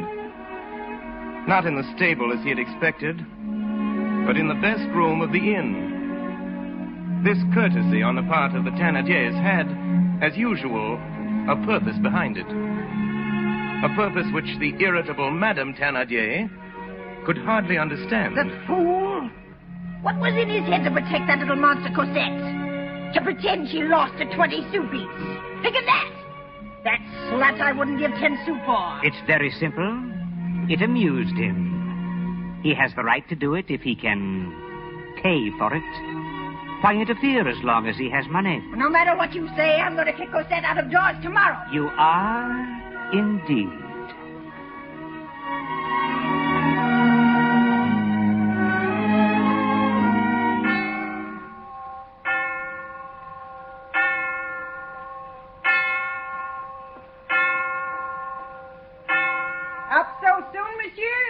Are you leaving us already? Yes, madame. I'm going away. Monsieur, then, has no business in Montfermeil. No, I have not. You do a good business here, madame. So, monsieur. It is a very little place, as you see, and we have so many expenses. I had little girl eat us out of house and home. What little girl? Why, the little girl, you know, Cosette. Well, madame, suppose you were relieved of her. Cosette? Oh, monsieur, take her, keep her, carry her, stuff her, drink her, eat her, and be blessed by all the saints. Agreed. Really? You will take her away? I will, immediately. Call the child. Cosette! Where is my bill? How much is it? Here it is, monsieur. You owe us 23 francs. Ah, Thénardier, what news? He's going to take that beggar Cosette off my hands. I shall go fetch her at once. Cosette! 23 francs, you said. Here you are, monsieur. Pardon, monsieur. There is an extra charge for your candle. That will be 2 francs more. Oh, thank you, monsieur. As to the little girl, I must have some talk with you about that. Well, your wife seems anxious enough to get rid of her. That may be, monsieur. But I must say that I adore the girl. What? You wish to take our little Cosette from us. I'm afraid, monsieur, I cannot consent to that. It is true the child costs us money. It is true the child has faults, but we love her. We must all do something for God. After all, one does not give his child to the first traveler, you understand? I do not even know your name. Now, if I were to see perhaps some paper you have, a passport, perhaps? Monsieur Thénardier, people do not take a passport to come 5 leagues from Paris. If I take Cosette, I take her. That is all. You will not know my name or my abode. You will not know where she goes. And my intention is that she shall never see you again in all her life. Do you agree? Yes or no? In that case, monsieur, I must have 1,500 francs. I was prepared for this. 1,500 francs. There it is. Come along, dear. You're not frightened of me, are you? Here she is, monsieur. Wrap yourself up, child. It's cold, and we're going away. Wait, monsieur. My money.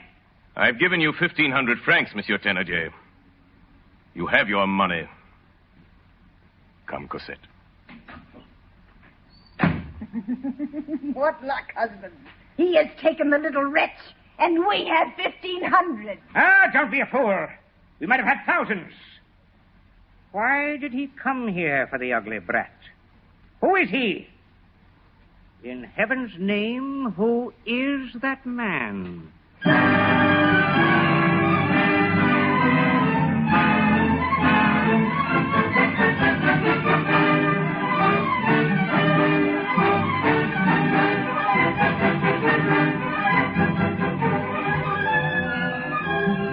Who was that man? He was Jean Valjean. In his fall overboard from the Orion, the sea had been kind to him. The sea had hid him from the galley guards. The sea which was supposed to have closed the case in Inspector's notebook. Number 9430 was very much alive. So Jean Valjean took Cosette away with him to Paris. Jean Valjean had never loved anything. He had never been father, lover, husband, or friend. To teach Cosette and to watch her playing was nearly all his life.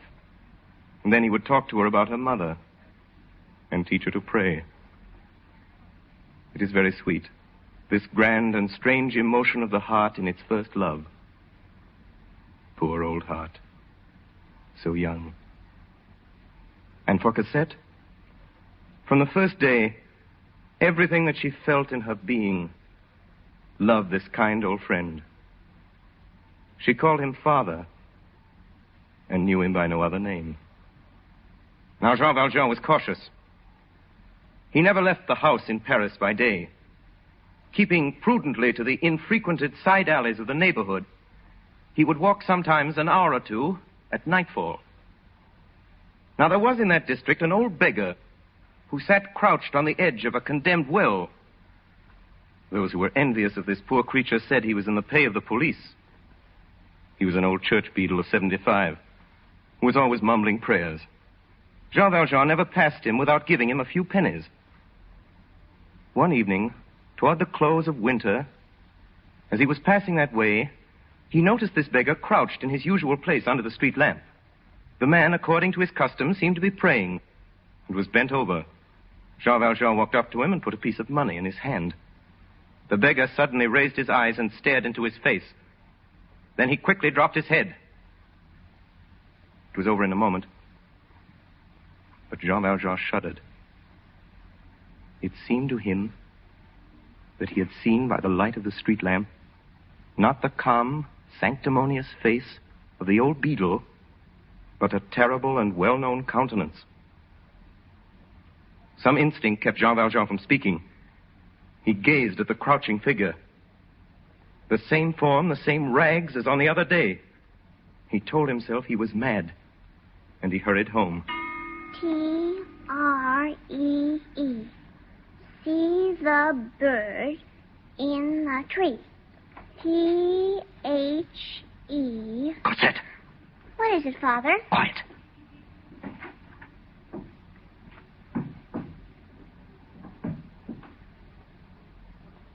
It's someone in the hall, Father. Who is it? Lie down, dear. And don't talk.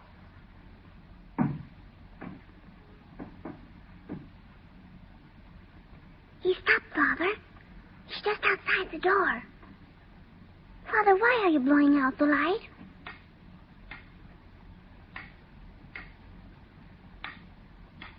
Father? Little one, you must go to sleep. Yes, Father. But what does he want out there? Please, Cosette. Yes, Father.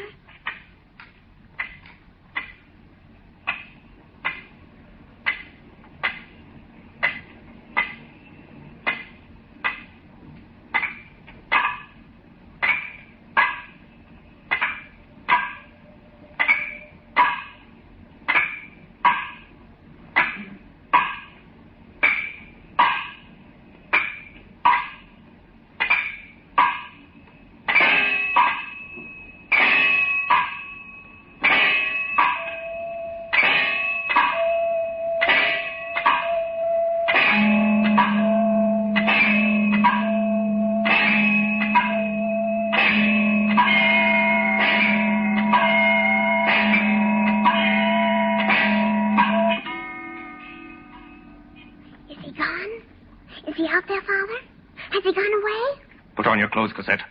Hurry. Yes, Father. Where are we going? I don't know. Are we going far? We're leaving Paris. Tonight. Has it something to do with that man in the hall, Father? Father, what was he doing? Peeking in? Do you know him? I know him. What's his name, Father? His name is Javert.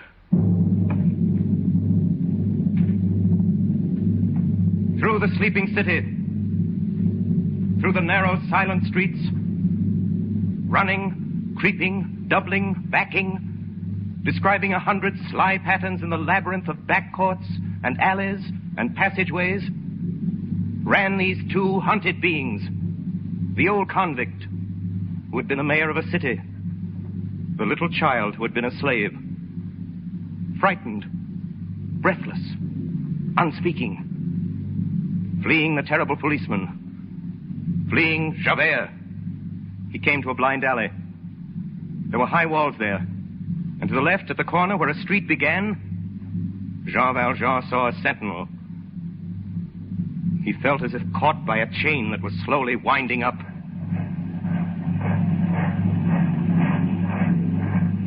At this moment, a muffled and regular sound began to make itself heard at some distance. Soldiers. Jean Valjean saw the gleam of their bayonets. They were coming towards him. They came slowly, stopping to examine the recesses of the walls, to search the entrances of doors and alleys. Javert led the way. There was only one thing possible. In the prison ships, the old convict had learned a strange art. The art of climbing without ladders or ropes, of supporting himself by the back of his neck, his shoulders, his hips, and his knees. The art of raising himself straight up the right angle of a wall to the height of a 6th story. Jean Valjean looked up the wall and measured the distance with his eyes. About 18 feet. The difficulty was Cosette. He needed a rope.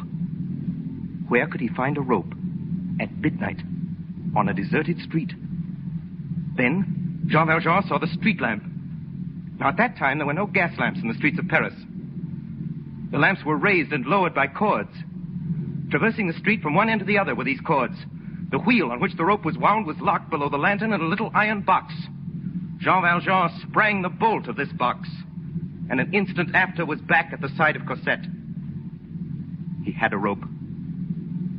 A half minute, and Jean Valjean was on the top of the wall. Another, and he pulled up Cosette. The next instant, they were safe. Safe on the other side. Search the blind alley! He's got to be there! Search the best! He can't vanish! He can't help! He can't fly! Search for him! He's got to be there!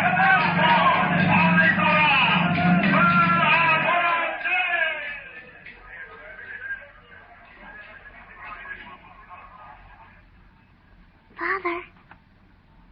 Yes, Cosette. Can I talk now? Yes, little one. Father, where are we? What is this place? I don't know, my child. Father, how long will it be till Javert finds us here? He won't find us here.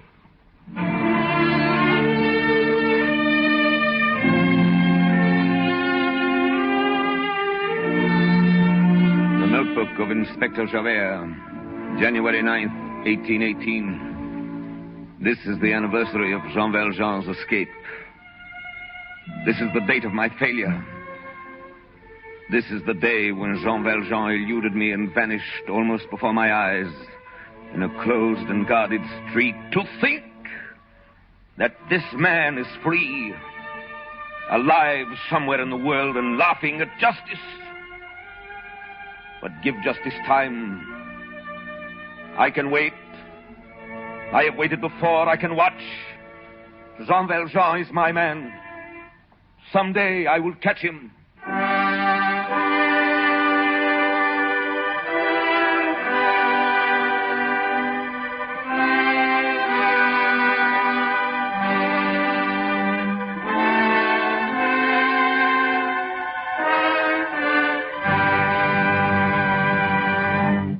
WOR and the Mutual Network have brought you Part 4 of Victor Hugo's absorbing masterpiece, Les Misérables, the episode which was called Cosette. Orson Welles, distinguished young author, actor, and director, played the role of Jean Valjean and was also heard reading the narrative passages which bound together the dramatic action. Assisting Mr. Welles were Martin Gable as Javert, Estelle Levy as Cosette, Agnes Moorehead, Ray Collins, William Johnstone, and Hiram Sherman. Next Friday evening at 10 o'clock Eastern Daylight Saving Time, we shall present Les Misérables in its 5th phase, the episode which is called Marius.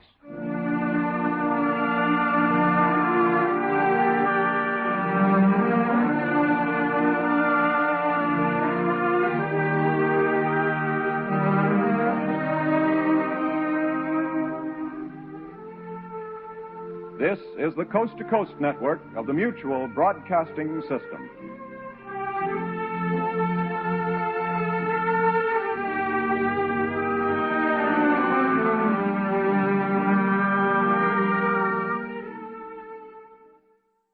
So long as these problems are not solved, so long as ignorance and poverty remain on earth, These words cannot be useless. These are the words which preface the fifth of 7 broadcasts based on Victor Hugo's great novel, Les Misérables. WOR and the Mutual Network present Orson Welles, distinguished young author, actor, and director, in an adaptation of the book which he has created especially for radio.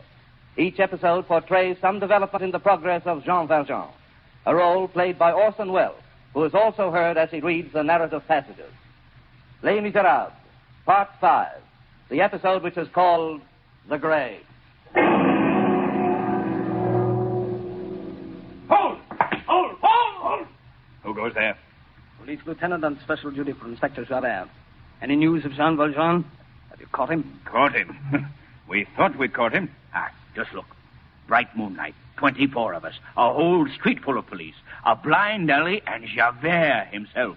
And would you believe it, Lieutenant? He got away. I'll bet Javert's boiling. Where is he now? Out in the fields with the first squad. Javert swears he'll find him if it takes every policeman in Paris. He hates that man so much it frightens you. There's something between those two that's worse than hate.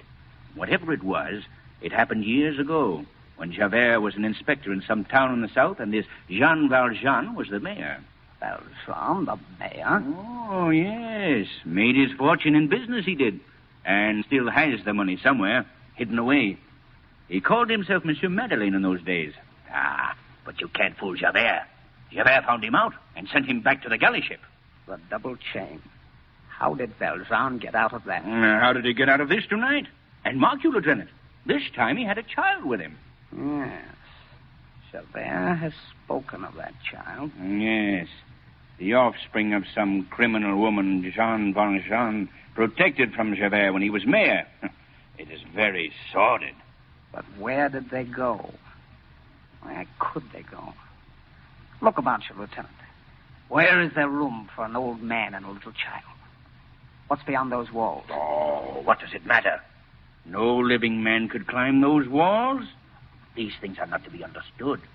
The convict has vanished, and there's an end to it. And if I know Jean Valjean, he won't be caught. Yes, my friend. But if I know Javert, you'll go on hunting him.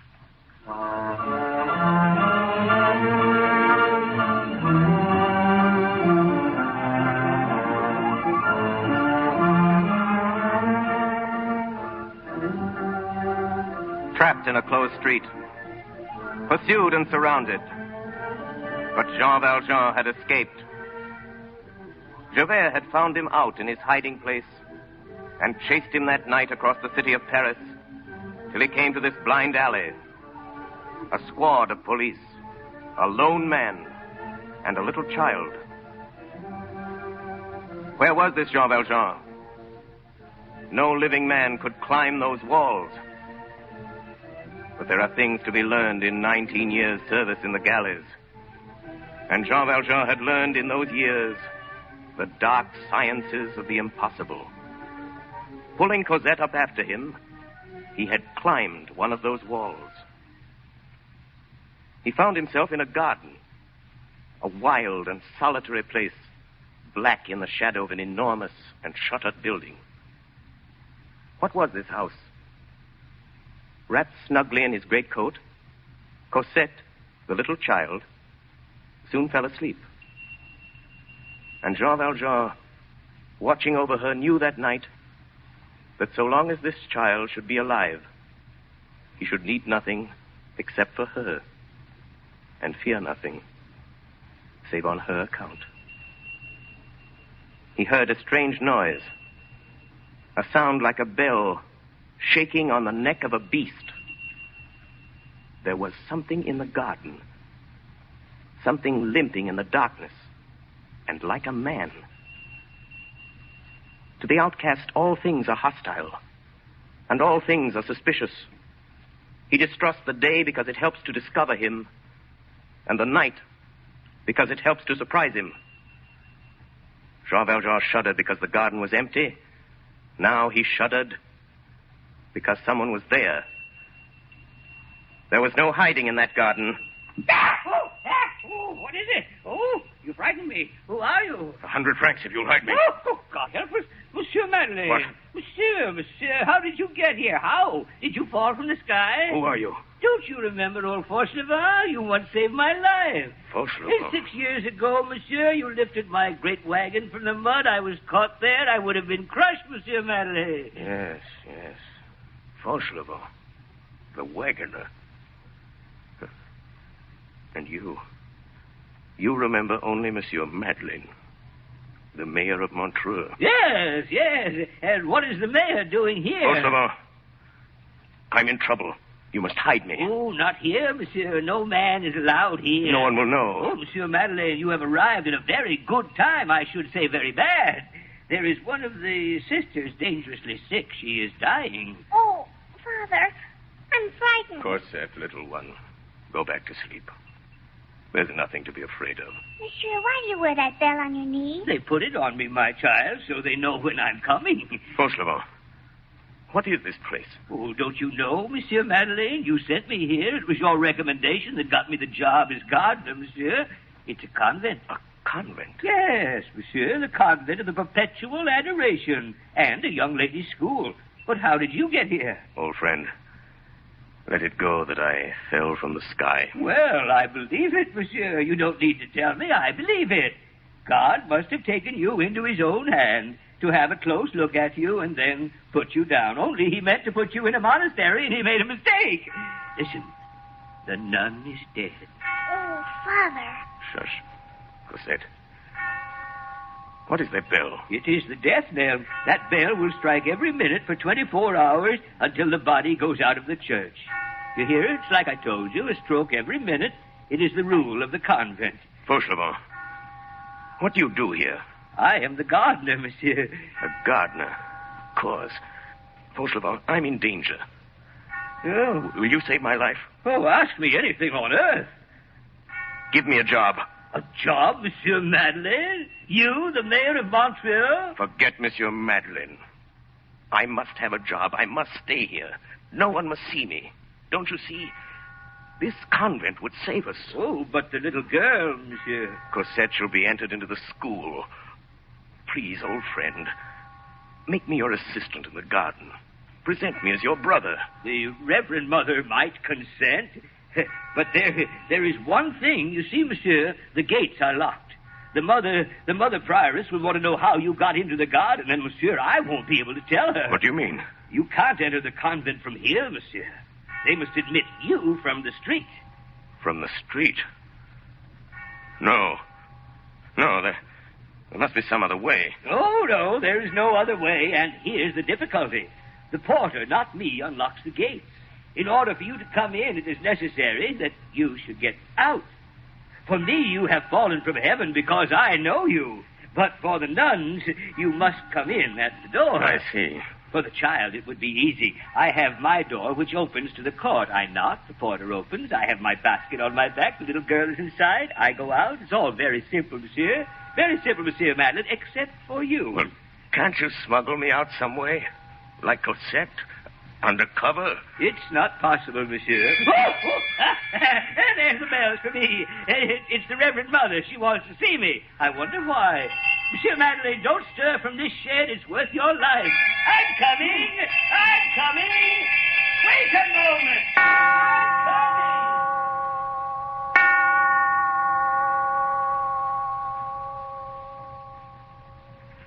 Reverend Mother, you sent for me?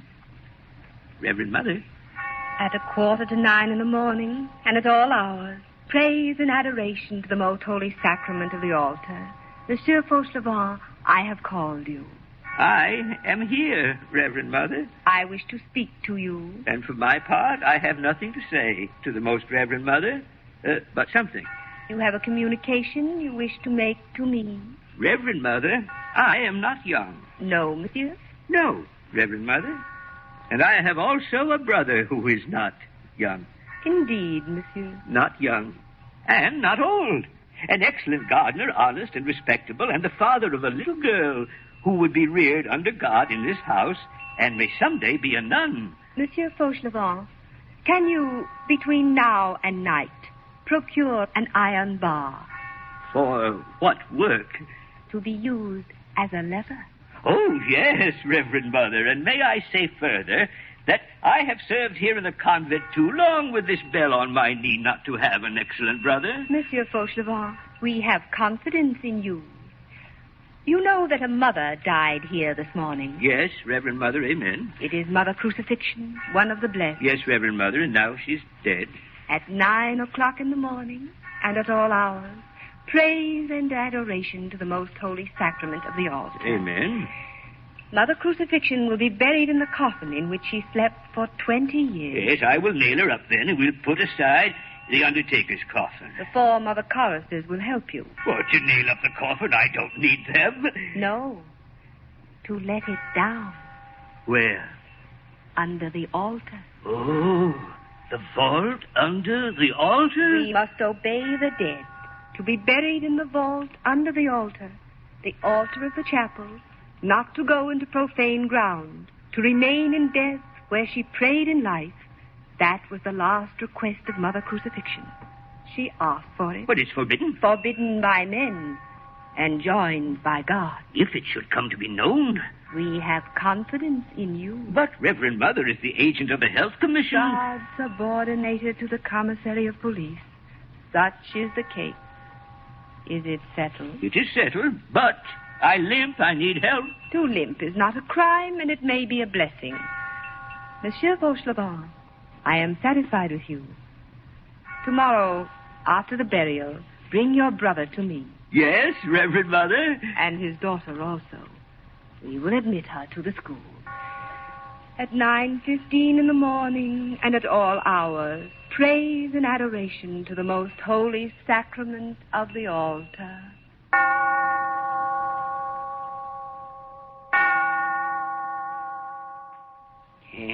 So you see, Monsieur Madeleine, that's the only thing wrong with the whole idea. The government coffin. The government coffin? The coffin from the administration. You see, Monsieur Madeleine, when a nun dies, the municipality physicians come and say, there is a nun dead.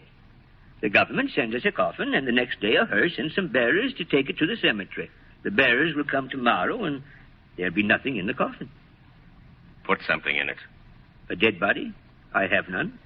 Put me in the coffin. Yeah. Oh, Monsieur Madeleine, put you in the coffin. I've got to get out of here, and I mustn't be seen. But, Monsieur, it's impossible.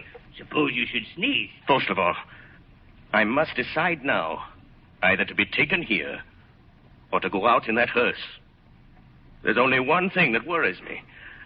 What will be done at the cemetery? Ooh, I can handle the grave digger. He's a drunkard and a very close friend of mine by the name of Mestienne. If he's not drunk tomorrow, I'll make him drunk and do his work for him. And when he goes away, I'll pull you out of the hole. That's simple. Then it's settled. All goes well. I get out of my coffin, and you get me out of my grave. Buried alive.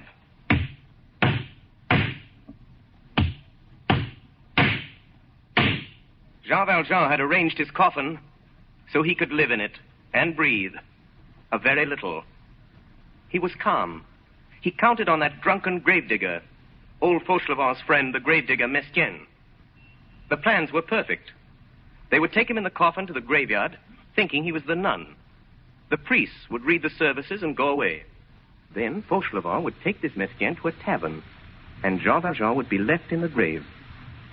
He would wait patiently. Then Fauchelevent would return, alone, and he would be released. He was confident of the result. The 4 boards of the coffin exhaled a kind of terrible peace. It was as if something of the repose of the dead had entered into the tranquility of Jean Valjean. Jean Valjean felt himself lifted by the pallbearers.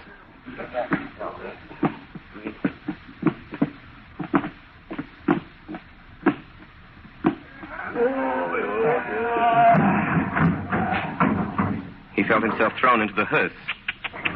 He felt it start. He felt himself driven from the clattering pavement of the streets to the hard ground of the boulevards, out to the open country and the grave. The boards of his coffin were thin, and Jean Valjean, lying there, could hear clearly what was spoken above him. Pull up! Pull up! Rein in, driver. Let me on. Who are you? I'm the grave digger.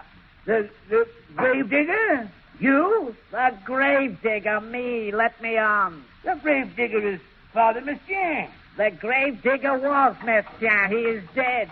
I am the grave digger. I tell you, the grave digger is Father Messiaen. After Napoleon, Louis XVIII. After Messiaen, Gribier. Peasant, my name is Gribier. Oh, so Messiaen is dead, is he? Oh, let's go have a drink. I never drink. Comrade, I am the grave digger of the convent. My colleague, I salute you. Let's have a drink. I have studied. I have graduated. I never drink. Comrade Gravedigger, we must make each other's acquaintance. It is made. You are a peasant. I am a Parisian. Yes, I don't think you know, my comrade, how important it is that we know each other very well. Oh, very well indeed, comrade.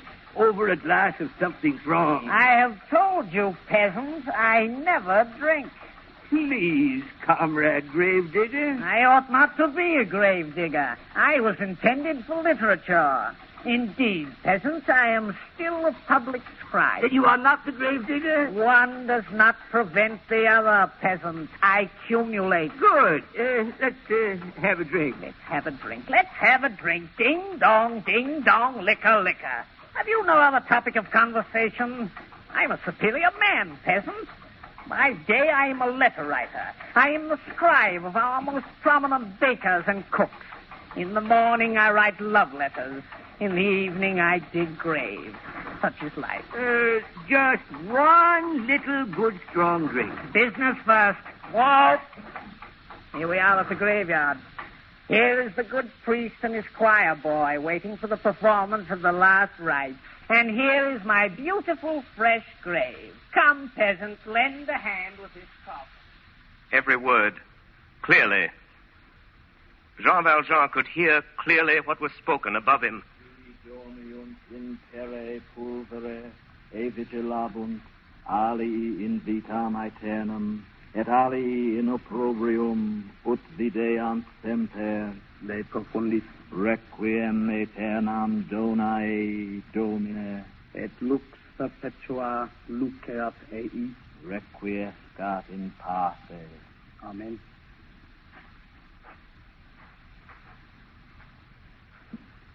Jean Valjean heard suddenly a sound above his head, which seemed to him like a clap of thunder. It fell on the coffin lid over his face. It was earth from a spade. 4 inches from his face. They were burying him. It stopped up the air holes. He couldn't breathe.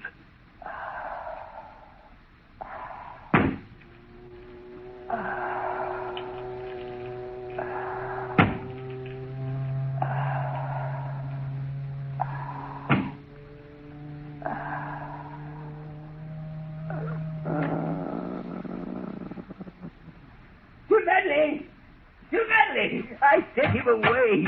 I stole his gravedigger's card and sent him home after it. You're safe. I fooled that Gribier, Monsieur Manley. Monsieur Manley? Monsieur Manley! Monsieur Manley! Why don't you answer me? What's wrong with you, Monsieur Manley? I'll get you out of that. Monsieur Manley! Monsieur Manley! Monsieur Manley! Are you alive? Monsieur Manley! He's dead! He's dead. He's suffocated. Monsieur Manley! Oh, what shall I do? What shall I do? This little girl, what shall I do with her? Oh, Monsieur Madeleine, the best man that God ever made, Monsieur Madeleine. Monsieur Madeleine, Your Honor. Monsieur Madeleine? He doesn't hear me. He's dead. Ah! Don't open your eyes! Whoa! I can't stand it! Don't open your eyes at me! Fauchelevent, what's wrong with you? Oh. Aren't you dead? I thought you were dead. So did I. Don't open your eyes at me if you're dead. I can't stand it. Fauchelevent. Out of the clouds and up from the dead. I can't stand it. Dear be myself again. Did you faint, monsieur? Can you breathe again? Dear old friend, we must go get Cosette and take her to the convent. Just give me time. I'm old, but I'll get used to it. You can get used to anything, but oh, my God. Out of the sky and the grave in the same day. Down from the cloud and up from the dead. Oh, my God, I can't stand it. I can't stand it.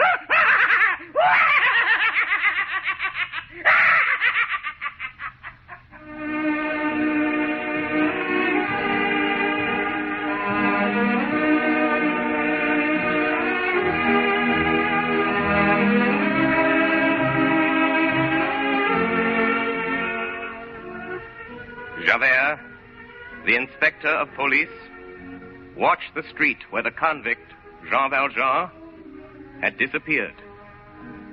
A hearse came out of the convent and passed Javert on its way to the cemetery. An old gardener came out of the convent and passed Javert carrying a covered basket. This gardener returned to the convent with another old man and a little child. He passed Javert in a carriage. For 3 months, Inspector Javert watched that street, and then he went away. In the convent, all was peace. The community was grateful for the services of its gardener. His niece was admitted to the school, and his brother was given a post as his assistant. So all went well for Jean Valjean. The years passed by. Cosette growing up in the school. Jean Valjean close to her in the convent garden and watching her as she grew.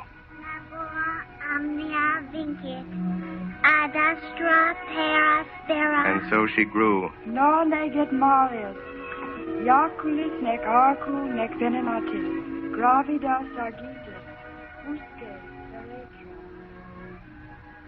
When Cosette was 14, Jean Valjean withdrew her from the convent school. He took a little house for her in the outskirts of the city, and they lived there together, very quietly. Perhaps the police had forgotten Jean Valjean. Perhaps Javert had stopped watching. You have an interesting story, monsieur. Now, what is your name again? This is simply for the record. Marius Pontmercy. Age? 20. Occupation? I'm a student. When did you meet this girl, Cosette? And why have you come here to the police? I saw her first 3 years ago in the Luxembourg. She used to walk there with the old gentleman, her guardian. And I've come to you because she's disappeared. Is the house empty where this couple lived? Deserted. You've searched for them and inquired after them diligently, and their whereabouts are unknown. What do you suspect? Well, I don't know. The old gentleman was eccentric. Explain yourself. Well, he kept strangely to himself. He never left the house except at nightfall. It was almost as though we were hiding from someone. And the girl, Cosette? She is quiet, monsieur, but very beautiful. I see. When you last saw this Cosette, did she speak to you of anything untoward? Can you remember any circumstance which struck you as peculiar? Yes, monsieur. The old gentleman seemed frightened. Frightened of what? Well, I can't explain it, monsieur. There was a man Cosette had seen, or thought she'd seen, standing on the edge of the garden. The old gentleman seemed to be frightened of that man. Did you see this man? I don't know. I saw a shadow. If it was a man, he was big like yourself, monsieur. And I don't know how he got there or how he moved so quietly. Cosette said that he wore a long gray coat and a fat hat and carried a stick. I remember her telling Monsieur Fauchelevent. Is that what he calls himself? What did you say, monsieur? Nothing. How long afterward did they disappear? Why, they must have left that night, monsieur, when I'd gone home. It's 5 weeks now since I've seen her. Monsieur Marius, don't trouble yourself any further. Your loved one shall be returned to you. I will look for that girl, And I will look for that man. I will look very carefully for that man, and I will find him. If you hear anything else, please notify me at once here at police headquarters. My name is Javert. Good day, monsieur.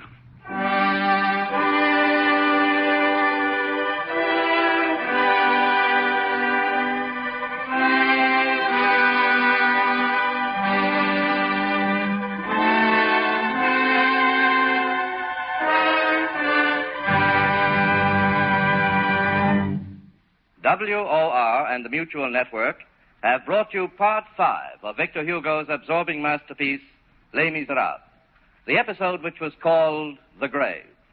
Orson Welles, distinguished young author, actor, and director, played the role of Jean Valjean and was also heard reading the narrative passages. Assisting Mr. Welles were Martin Gapel as Javert, Ray Collins as Fauchelevent, William Johnstone as Marius, Peggy Allenby, Virginia Wells, Estelle Levy, Hiram Sherman, and Everett Sloan. Next Friday evening at 9:30 o'clock, Eastern Daylight Saving Time, we shall present Les Misérables in its 6th phase, the episode which is called The Barricade.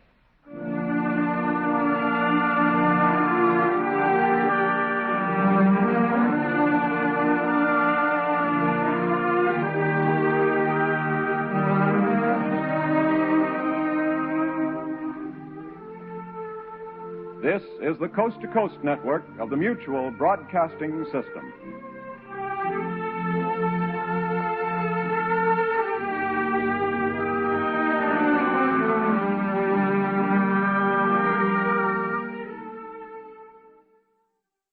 So long as these problems are not solved, so long as ignorance and poverty remain on earth, these words cannot be useless. These are the words which preface the 6th of 7 broadcasts based on Victor Hugo's great novel, Les Misérables. WOR and the Mutual Network present Orson Welles, distinguished young author, actor, and director, in an adaptation of the book which he has created especially for radio. Each episode portrays some development in the progress of Jean Valjean, a role played by Orson Welles, who is also heard as he reads the narrative passages. Les Misérables. The story of Jean Valjean and Inspector Javert. The episode which is called The Barricade.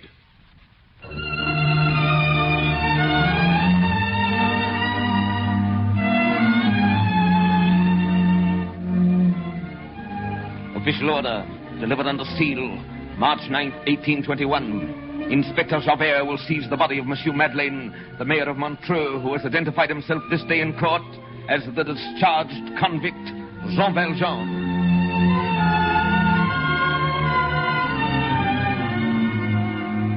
Six times from the galleys, twice from the double chain, and twice from under my grasp. Last night he escaped from me. We had him, my men and I, and he gave us the slip. Then we had him again. We hunted him through the city. His flight was embarrassed by the child Cosette, whom he carried in his arms. We were on every side of him. The walls were too high to climb. He was surrounded. He was trapped in a closed and guarded street. And he disappeared. Jean Valjean has escaped. 1832. Sedition, mutiny, rebellion. These are dangerous times. Never before has the vandalism and the lawlessness of the mob had such reign. The very government is in peril, and there are whispers of another revolution in France. We of the police are wakeful and vigilant. Here in Paris, the riotings of the people, led by some party of young fanatics, has grown to downright insurrection. And I have today intelligence of a barricade to be erected in a certain section of the city. True or no, this rumor is worthy of attention, and I'm going there in disguise to mingle with the revolutionaries. Today, June 6th, is the anniversary of Jean Valjean's escape. It's the date of my failure as a police officer. 30 years now I've been in this service.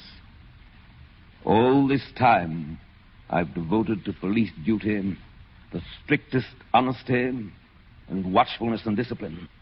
I've given it my mind, my heart, and my hope. I've made it my whole life. But so long as this man, Valjean, remains alive and free in the world, my purpose is thwarted. My honor is a joke. For this Jean Valjean has become a principle in the order of my code. He is all that must be checked. He is crime. Worse than that, he is license. It's 12 years since I've seen him.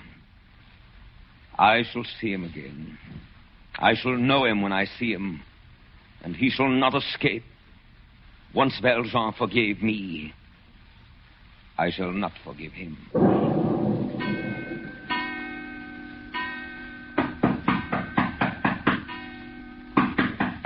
Cosette! Cosette, is something wrong? Cosette! Yes? May I come in? Yes, Father. My little one, you haven't stirred from your room this whole day. Now tell me something. What's on that pretty cheek? I don't know. Well, I do. It's a tear, and it has no business there. You've been weeping a great deal. Tell me, what for? For him. What's his name? Marius. Marius Pontmercy. Tell me about him. We met at the Luxembourg. He's going to be killed. Father, why have they made that barricade? For protection, my child. It's a kind of fort for the revolutionaries. Marius is at the barricade. How do you know? He was a rebel. He pledged himself to the insurrection. He told me that. When did you see him last? I haven't seen him at all for 2 months. We used to meet in the garden of the old house, and I was afraid to tell you. He may not be at the barricade. I got this letter. It came this morning. Let me see, little one. To Mademoiselle Cosette Fauchelevent, Monsieur Fauchelevent's Rue Lame, number 7. Our marriage was impossible. I have asked my grandfather. He has refused. I am without fortune, and you also. You know the promise that I gave you. I keep it. I die. I love you. When you read this, my soul will be near you. Marius. They say that the soldiers from the government have brought cannon and aimed them at the barricade. That will end it. All day I've sat here, listening. When I hear the first cannon, I'll know surely that he's dead.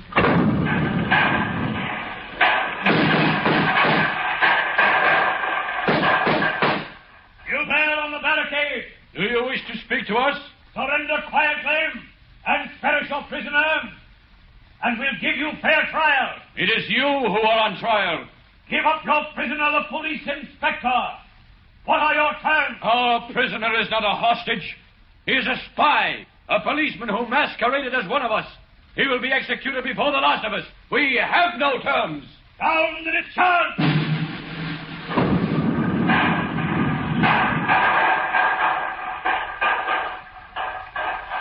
Take him on here. I'll hold the north barricade. You, comrade. Yes, Marius. Go behind the tavern wall. Our prisoner, the police spy, is tied back there to a table. Shoot him. Yes, Marius. Goodbye. Goodbye, Marius. Goodbye, Marius. That's a brave man, comrade. Yes, that's a brave man. He has no fear of death. It's almost as though he were in love with her. There's one whom Marius loves more than death. He must be safe for her. Indeed? Who are you? I am her father. Father of Cosette? What are you doing here? How did you get into the barricade? No matter. I've come to save your comrade.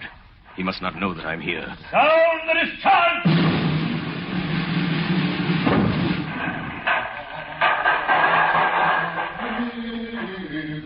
Monsieur. Yes? Will you hold this position for me? I have orders from Marius. I must go execute the spy. Who is the spy? A police inspector who impersonated a revolutionary and was caught here on the barricade. I am to shoot him. A police inspector? Yes, monsieur. His name is Javert. Let me shoot him. What, monsieur? Let me shoot him. You hold the post. Very well, if you wish it. I wish it. Where is he? Where is Javert? Around the corner of the street, monsieur. Tied up behind the wall. Down the discharge!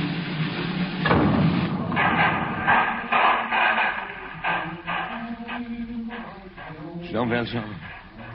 Javert. I might have expected this. To find you here amongst vandals and insurrectionists. Amongst cutthroats and destroyers of public property. God, this is as it should be. Well, hurry up. I'm tied. You've got a gun. Justice is chained and the convict is free. Go on, Jean Valjean, you've got a gun. Why did you do that? Why did you do that? Jean Valjean, why did you fire that gun in the air? Have you got a knife? I knew it. Assassin. Where is your knife? In the side pocket of my coat. Assassin. Knifer. I knew you'd use a knife. You're cutting my ropes. Why are you doing this? Well, I'm unarmed. Take your revenge. You may go. What do you mean? The back streets are open. You're known to the army. They'll recognize you and you'll be safe. There's none here but us. You fool. Let me go and I'll get you. You know that. Alive or dead, I'll get you. I don't expect to leave this place. But if I should, you could find me under the name of Fauchelevent in the Rue de l'Armée, number 7. Fauchelevent. Rue de l'Armée. Why don't you kill me? Number 7. Number 7. I'll come for you. I'll be waiting.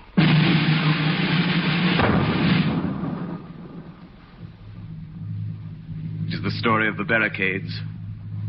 That it fell at this moment. Everywhere was the terrible confusion of death and defeat. Jean Valjean found Marius unconscious, horribly wounded, covered with blood, but still breathing. He threw the boy on his shoulder and ran to the far end of the street. But for the silent dead of the insurrection, this place was deserted. Here was peace, but no safety. Here was silence and no exit. Here were no walls to climb, no passageways, no alleys. Here was a momentary island in the midst of the armies of France. 12 years before, Jean Valjean had been hunted down and trapped in a closed street. The child Cosette was in his arms. Now he carried her lover. He had looked up that night and seen the rope of a street lamp and found safety. Now he looked down and found there at his feet an iron door in the pavements. With Javert's own knife, he pried open the grating. In another instant, he lowered Marius and himself through this opening and was under the streets. Jean Valjean was in the sewers.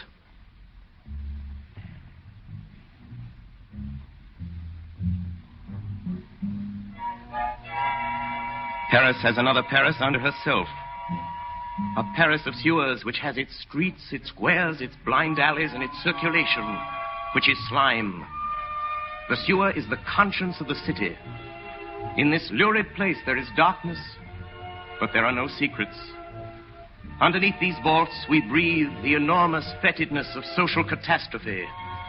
We see reddish reflections on the corners. There flows a terrible water in which bloody hands have been washed. It was in the sewer of Paris that Jean Valjean found himself. In a moment, he had passed from broad day to obscurity, from noon into midnight. His first sensation was blindness. He reached out his hand and touched the wall and realized that the passage was narrow. He slipped in the water. A whip of fetidness informed him where he was. The frenzied storm of murder which was raging a few feet above him reached him as a stifled and indistinct rumbling. Then suddenly, Jean Valjean had reached an angle of the sewer. And he saw before him at the extremity of the passage a light. It was a good and white light. It was day. He saw the outlet.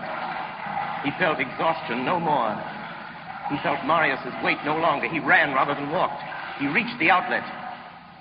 There he stopped. The arch was closed by a grating. A grating held in a stone frame by a stout lock. The grating did not stir. Its lock held fast. And suddenly Jean Valjean knew that a man was there, standing beside him, waist deep in the water. A man standing in the darkness. I've been waiting for you. It was Javert. You got here sooner than I expected. Inspector Javert? Yes, Jean Valjean. Grant me one favor. This boy is dying. Before you take me to prison, help me to carry him to his home. There's a carriage waiting on the beach.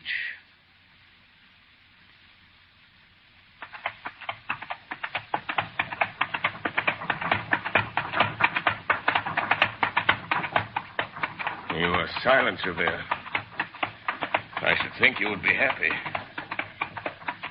I must thank you for helping me to take that wounded boy to his family. They will be grateful to you. Javert. Yes? I'm going to ask you something more. Something I know you won't permit. Cosette. I've been with her all these years.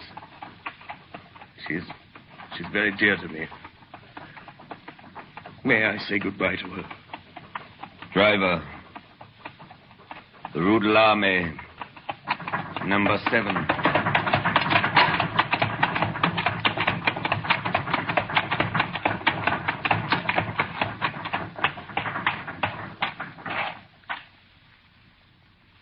Well, here's your home. Go up and see her. What are you waiting for? I'm waiting for you. I'll be here, below in the street. Then you trust me? I'll wait in the street. Jean Valjean ran up the stairway to Cosette's little room. He stopped at the landing and looked back through the window. He was bewildered by what he did not see. There was nobody in the street. Javert was gone.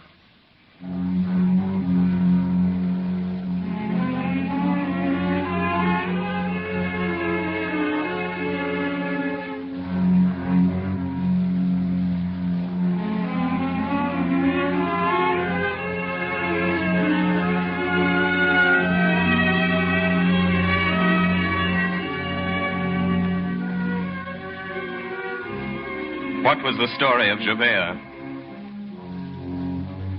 Javert made his way with slow steps from the Rue de l'Armée. He plunged into the silent streets.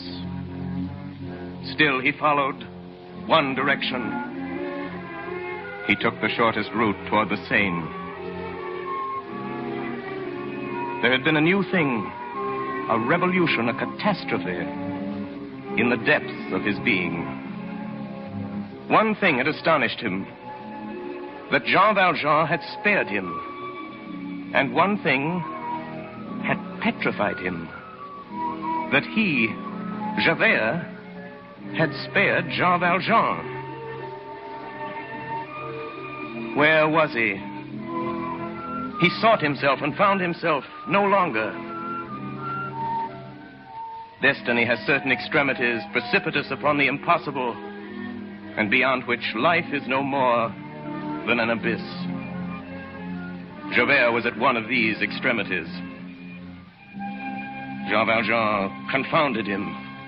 All the axioms which had been the support of his whole life crumbled away before this man. A beneficent malefactor, a compassionate convict, kind, helpful, clement, returning good for evil, returning pardon for hatred, loving pity rather than vengeance, preferring to destroy himself rather than to destroy his enemy, saving him who had stricken him, kneeling upon the height of virtue, nearer the angels than men. Javert was compelled to acknowledge that this monster existed. An entire new world appeared to his soul. He perceived in the darkness the fearful rising of an unknown moral sun. Truths which he had no wish for besieged him. He saw what he had revolted at seeing. He felt that he was emptied, useless, broken off from his past life, destitute. Authority was dead in him. He had no further reason for existence. There was only two ways to get out of it. One, to go resolutely to Jean Valjean and return the man of the galleys to the dungeon. The other, Javert made his way with a firm step toward the post indicated by a lamp at one of the corners of the Place du Châtelet. On reaching it, he entered. There was a policeman there.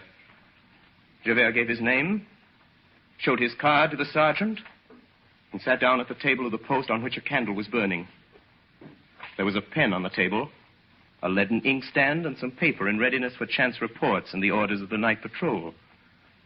Javert took the pen and a sheet of paper, and began to write. This is what he wrote. From the notebook of Inspector Javert, some observations for the benefit of the service. First, I beg Monsieur le Préfet to glance at this.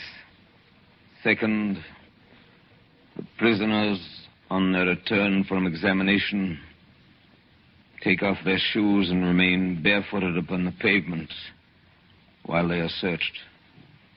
Many cough on returning to the prison. This involves hospital expenses. Third, it is difficult to explain why the special regulation of the prison forbids a prisoner to have a chair, even on paying for it. Fourth, the prisoners called barkers, who call the other prisoners to the parlor, make the prisoner pay them 2 sous for calling his name distinctly. This is a theft. Fifth, for a dropped thread, they retain 10 sous from the prisoner in the weaving shop. This is an abuse on the part of the contractor, since the cloth is just as good. Sixth, it is certain that gendarmes are every day heard relating the examinations of those brought before the magistrates. For a gendarme who should hold such things sacred, to repeat what he has heard in the examining chamber is a serious disorder. Javert, Inspector of the First Class.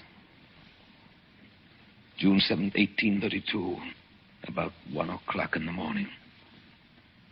Javert dried the fresh ink on this paper, folded it very carefully, like a letter, sealed it, wrote on the back a note for the administration, left it on the table, and went slowly out of the post. The glazed and grated door closed behind him. He crossed the Place du Châtelet and gained the quay. Here was darkness. Darkness complete. It was that sepulchral and terrible moment which follows midnight. Javert was standing exactly over the rapids of the Seine, perpendicularly over that formidable whirlpool which knots and unknots itself like an endless screw. Javert bent his head and looked. All was black. What was beneath was not water. It was chasm. The wall of the quay, abrupt, confused, mingled with vapor, suddenly lost to sight, seemed to him like an escarpment of the infinite. Javert, Inspector of Police, 30 years in the service of France, stood there on that promontory of the darkness and looked into the end of the night. He saw nothing, but he perceived the hostile chill of the water and the insipid odor of the moist stones. A fierce breath rose up from that abyss. The swollen river guessed at rather than perceived the tragical whispering of the flood, the dismal vastness of the arches of the bridge, the imaginable fall into that gloomy void. All that shadow was full of horror. Javert remained for some minutes motionless on that pinnacle in the middle of the midnight, gazing into that opening of darkness. Then suddenly, without a sound, no expression on that great, bearded, beastly face, he took off his hat and laid it on the edge of the quay. A moment afterwards, a tall black form appeared standing on the parapet, bent toward the Seine, then sprang up and fell straight into the darkness. It is the last that was ever seen of Inspector Javert.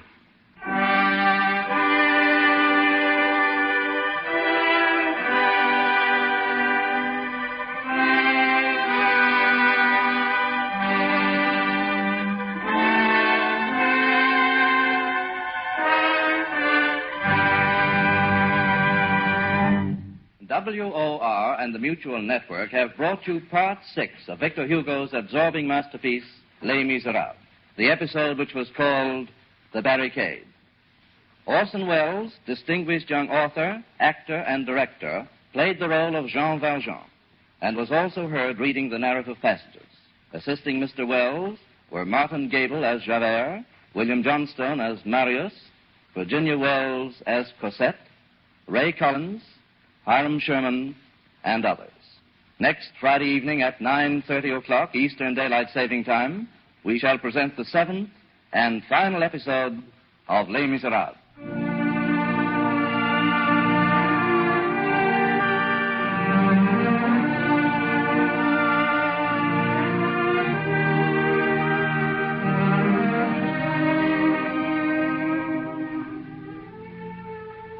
This is the Coast to Coast network of the Mutual Broadcasting System.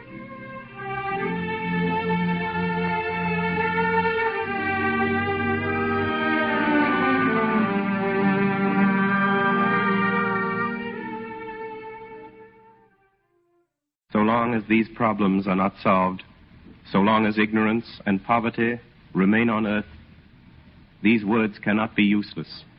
These are the words which preface the 7th and final broadcast based on Victor Hugo's great novel, Les Misérables. WOR and the Mutual Network present Orson Welles, distinguished young author, actor, and director, in an adaptation of the book which he has created especially for radio. Each episode portrays some development in the progress of Jean Valjean, a role played by Orson Welles, who is also heard as he reads the narrative passages. Part 7. The final episode of Les Misérables.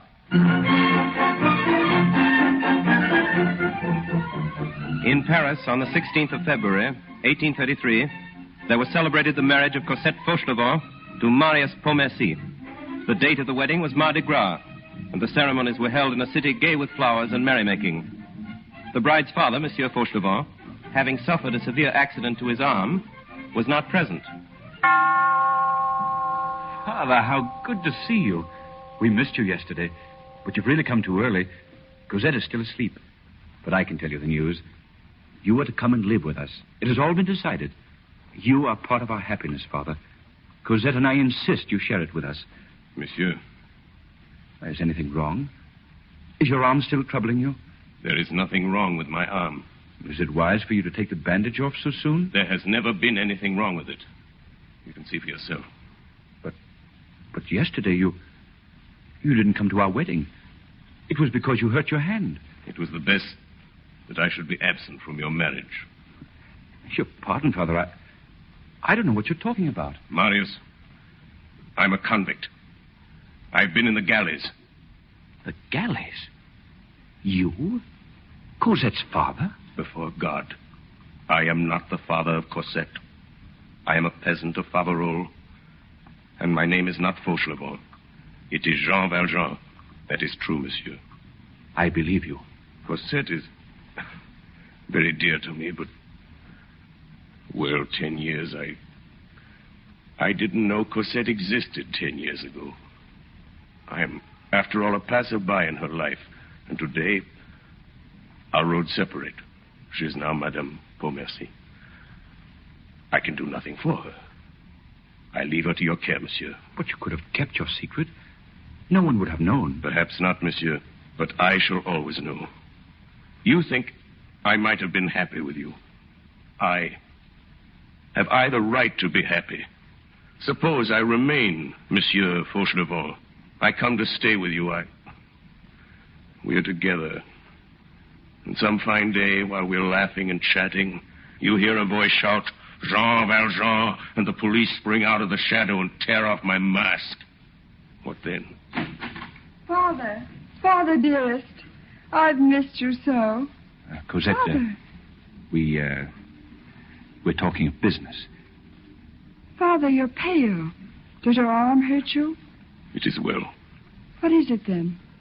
Are you sad? No. Then kiss me. That's better. Now I shall stay.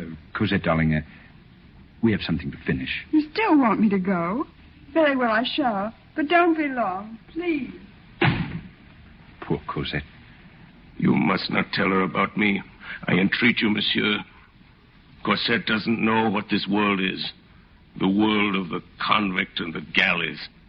Promise me that she shall never know. I will keep your secret. Thank you, monsieur. It is all nearly finished. There is one thing left. What? You think, monsieur, you think I should not see Cosette again?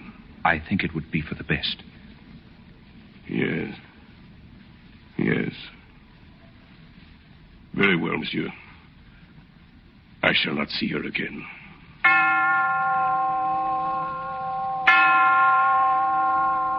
Jean Valjean was a convict.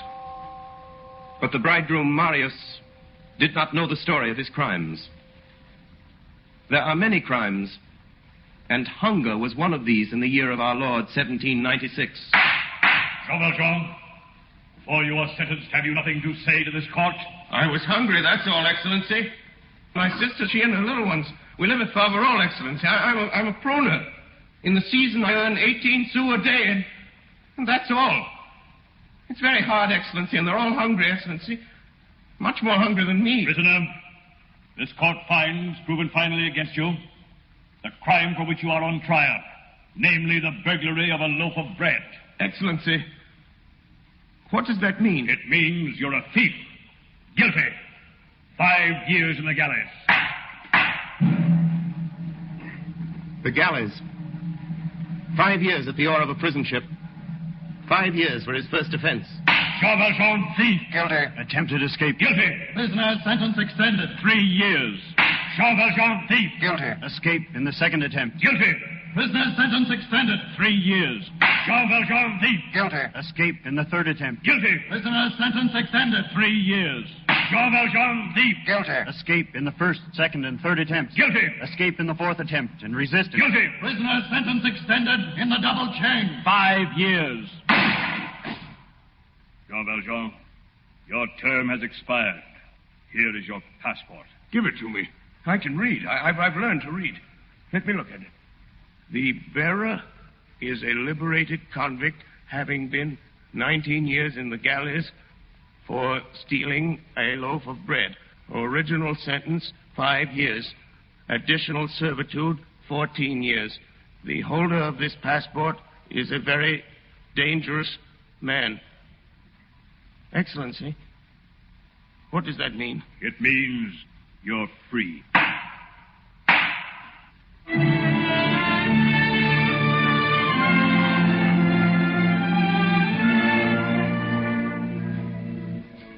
What had been the life of this soul? In weariness, in agony, under the whip, under the chain, in the cell, on the convict's bed of plank, under the burning sun of the galleys, Jean Valjean turned to his conscience and reflected. Human society had done him nothing but injury. He had no weapon but his hate. He had resolved to sharpen it in the galleys, and he had taken it with him when he went out. So the passport was right. The yellow passport, which described Jean Valjean as a very dangerous man.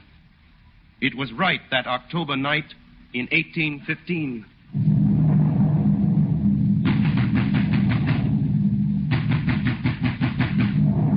Come in. Come in, monsieur. Shut the door. Listen to me. Listen to me. I'm a convict. You hear that? 4 days ago, they let me out. I've walked all the way from Toulon. I've been 19 years in the galleys. Look, I have money. I'll pay you. Sit down, monsieur. Make yourself comfortable. Wait. Did you hear what I said? I said I was a convict. What is this place? It's not an inn. Is this your house? No, this is not my house. It is the house of Christ. What are you? A priest? Aren't you afraid of me? No, monsieur. Aren't you afraid of me?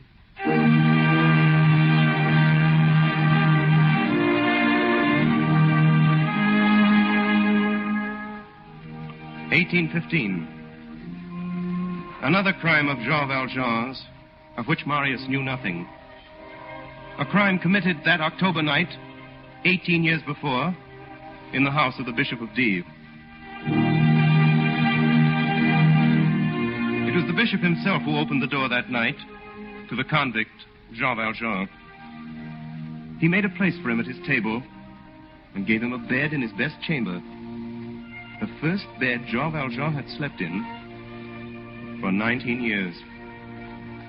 And Jean Valjean lay in his bed, sleepless, all through that long October night. He had many thoughts. He thought first of the goodness of the Bishop of D, and then thought of his silver. The bishop's silver. 6 silver plates. He had seen them at dinner. 200 francs worth of silver, double his pay for 19 years' labor in the chains. It is true that he stole them. It is true that Jean Valjean stole the plates from the Bishop of D. It is true that he sold these plates for 200 francs, and that he used this money to make himself rich. Under the name of Madeleine in the district of Montreux, he set up a workshop for the manufacture of synthetic jet. He prospered.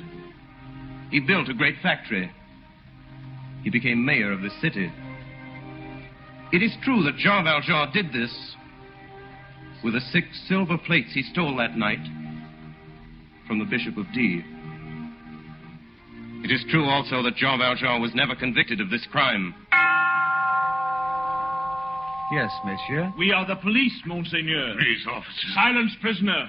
Monseigneur, this man has been apprehended on the highway in the criminal possession of your plate. Good morning, Valjean. You recognize him, Monseigneur. That is enough. Here is your silver. Yes, but where are my candlesticks? Here are the stolen plates, Monseigneur. Were there candlesticks also? Oh, yes. They are of silver like the rest. Valjean, where are my candlesticks? I didn't take them. Monsieur Valjean, I don't think you understood. I gave you the candlesticks as well. What do you mean? Monseigneur, the prisoner was running off with your plate. And he told you that they were given him by an old priest with whom he had lodged the night. And you brought him here. Yes, Monseigneur. Then it's true what he told me? I have given him the silver. Then we can let him go? Of course. But they aren't mine. Monsieur, the plates and the candlesticks are yours. Take them. But never forget you have promised me to use this silver to become an honest man. I have promised you. Jean Valjean, I have purchased your soul. I withdraw it from the spirit of perversity, and I give it to Almighty God. Jean Valjean ran out of the city and made haste into the open country. A little gypsy boy passed by him and dropped a penny. Jean Valjean put his foot on the penny and ran after the boy, but he never found him. Another crime. He knew then that he must either conquer or be conquered. It was after this that Jean Valjean, the poor farmer who became a galley slave, established himself in Montreux as Monsieur Madeleine, the owner of a great factory and a public official. So Jean Valjean was sentenced forever to a new life. And a miracle was worked in his soul by the Bishop of D. Marius knew the father of his bride, Monsieur Fauchelevent, and it came to be that he found out the convict, Jean Valjean. But Marius never heard of the wealthy manufacturer, Monsieur Madeleine, the inventor of a process for the manufacture of imitation jet, the public benefactor, the mayor of Montreux, who, like Fauchelevent, was Jean Valjean. In 1823, this Madeleine was a quiet, hopeful man with but 2 thoughts in his heart: to conceal his name and to sanctify his life, to escape from men and to return to God. But even in 1823, Jean Valjean was wanted by the police, and there came a dark day in that year when they thought they had him. Certainly a man who looked like Jean Valjean was arrested and accused of Jean Valjean's crime, the theft of a penny. And certainly Jean Valjean, known as Madeleine, attended this man's trial. Monsieur Madeleine. Your Honor, the Judge. Your note was sent in to me, monsieur. Permit me to say that your presence in this court is an unexpected compliment. Thanks, sir. Will you sit here, Monsieur Madeleine? We will resume the trial. Your Excellency, the Judge. Your Honor, Monsieur Madeleine, gentlemen of the jury. Who is this man? He is Jean Valjean, accused of one crime for which he is on trial, but he is wanted for another. Highway robbery committed for the gain of 1 penny from a small boy encountered on the fields outside of D. Convict this Jean Valjean, and he shall be tried again. What does the man say for himself? May I question him? Why, if it will interest you, Monsieur Madeleine. Thank you. Monsieur Valjean, how long have you been a pruner? His Honor is speaking to you, prisoner. Reply to him. I don't know, monsieur. My name isn't Valjean. Look here, I'm telling the truth. You've only to ask if it isn't so. Ask how stupid I am. Ask if...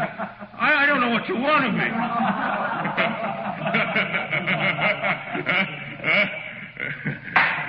Officers, enforce order. I am about to pronounce sentence on this man. One moment. Your Excellency. Your Excellency, may I be permitted a few words on behalf of the accused? I'd like to tell you about Jean Valjean. Why, certainly, Monsieur Madeleine. Excellency, they were right when they told you that Jean Valjean was an outlaw. It's true he was a galley slave. It's true he was a criminal. The pennies were stolen, and the loaf of bread, and the bishop was robbed. But mark you, gentlemen, the galleys make the galley slave. This man was a poor peasant, an idiot. He was changed in the galleys. He was stupid. He was made wicked. He was saved later by indulgence and kindness, as he was lost by severity. You won't understand this. There are some things which cannot be told. I cannot relate to you the story of Jean Valjean's life. Someday you will know it. He has done what he could. He has disguised himself under another name. He has desired to enter again amongst honest men. It seems this cannot be. Gentlemen, your prisoner is not he who is on trial before you. Release this man. He is innocent. Gentlemen, I am Jean Valjean. Jean Valjean, you are charged with concealing your identity and changing your name. How do you plead? Guilty. Jean Valjean, you are sentenced to hard labor in the galleys under the double chain for the rest of your life. But Jean Valjean escaped from the galleys that same year and was never retaken. He was hunted. For 11 years he lived in the shadows, cowering. Sometimes no more than a step from the terrible creature who pursued him, the policeman, Javert. But now Javert was no more. Small comfort now. Cosette was no more. She belonged to another. She whose childhood was passed in his sight like a summer's day, whose cares were his only care, whose joys were his only joy, who shared with him his only happiness in a long lifetime of misery, who owned his heart and a whole lifetime of love. Her he had given up, totally. He was wealthy. He relinquished wealth. He was free. He relinquished freedom. We have seen Jean Valjean give up the world to save a man from the galleys. The cost was not so great to him as this. I have purchased your soul. I withdraw it from the spirit of perversity, and I give it to Almighty God. We have seen many things happen to Jean Valjean of which Marius and even Cosette never learned. We have seen crimes which Marius judged without knowing, and more than that, we have beheld the resurrection and transfiguration of a human soul. We know the story without retelling it of Cosette's mother. We have seen Jean Valjean's Fauchelevent, the father of Cosette, and we have seen him at the barricades, saving Marius from the insurrection, so that Marius could take Cosette from him. We have seen him dragging Marius through the hideous muck of the Paris sewers and into safety. It is only important to remember here that Marius was unconscious, that Marius knew nothing of the manner of his rescue, and never dreamt that Jean Valjean or Monsieur Fauchelevent was his savior.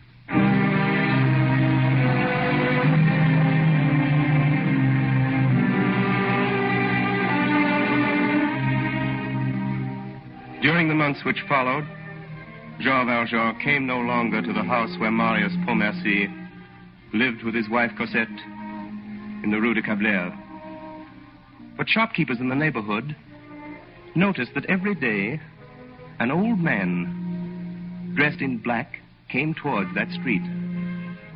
When there were but a few houses left between him and this street, this street which appeared to attract him, his pace became so slow that at times it appeared as if he ceased to move.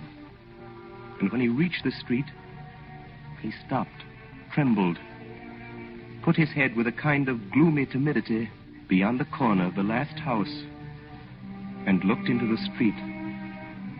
There was in that tragic look something which resembled the bewilderment of the impossible and the reflection of a forbidden paradise.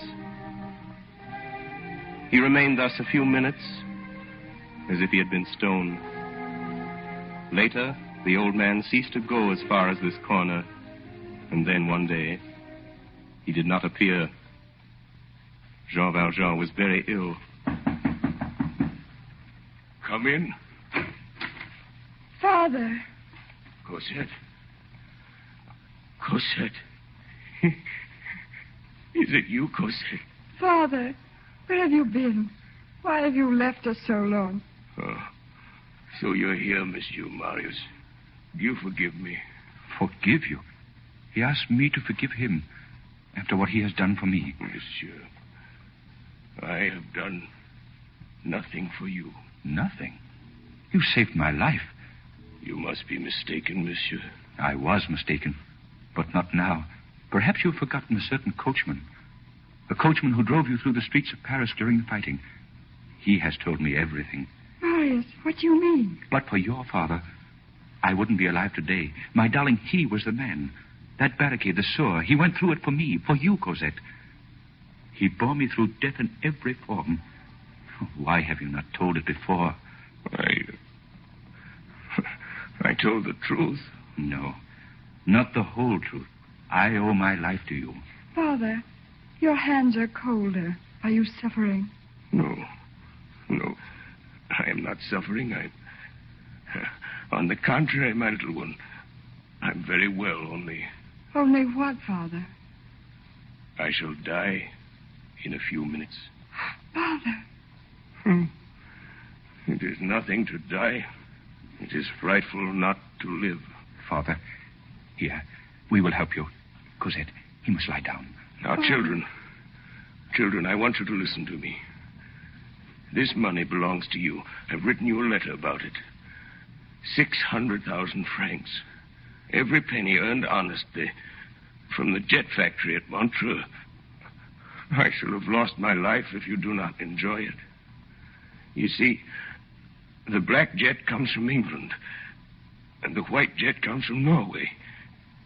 You understand then how much money can be made, and then the class must be bent, not soldered. It's all written out. There. Now come closer. Come closer, both of you. Father. You'll weep for me a little. Not too much. You must amuse yourselves a great deal, my children. 12 dozen cost only 10 francs and sell for 60, and that's really a good business. And you can be rich without concern. You'll find my letter, Cosette. I've written it all down to you. And, Cosette, I bequeath the 2 candlesticks. There, on the mantel. They are silver, but to me they are gold. They are diamond. They were given me by the good Bishop of D. I wonder, will he be satisfied with me in heaven? I've done what I could. Father, do you want a priest? No. I have one.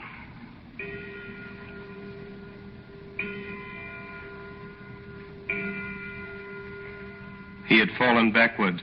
The light from those silver candlesticks, the candlesticks of the Bishop of D, fell upon him. His white face looked up toward heaven. He let Cosette and Marius cover his hands with kisses. For Jean Valjean was dead. That night was starless and very dark.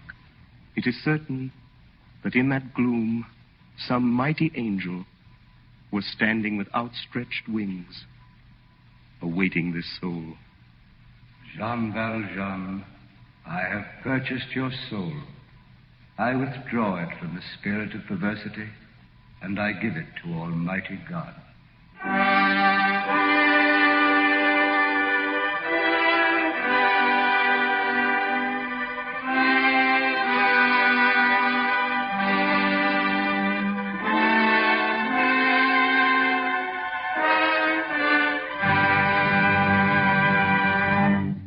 WOR and the Mutual Network have brought you the 7th and final episode of Les Misérables. Orson Welles, distinguished young author, actor, and director, played the role of Jean Valjean and was also heard reading the narrative passages. Assisting Mr. Welles were Frank Reddick as the bishop, William Johnstone as Marius, Virginia Wells as Cosette, and Ray Collins and Hiram Sherman. WOR and the Mutual Network have taken great pleasure in bringing to its listeners this unusual radio version of one of the world's great stories, the credit for which is due to everyone who participated in the production.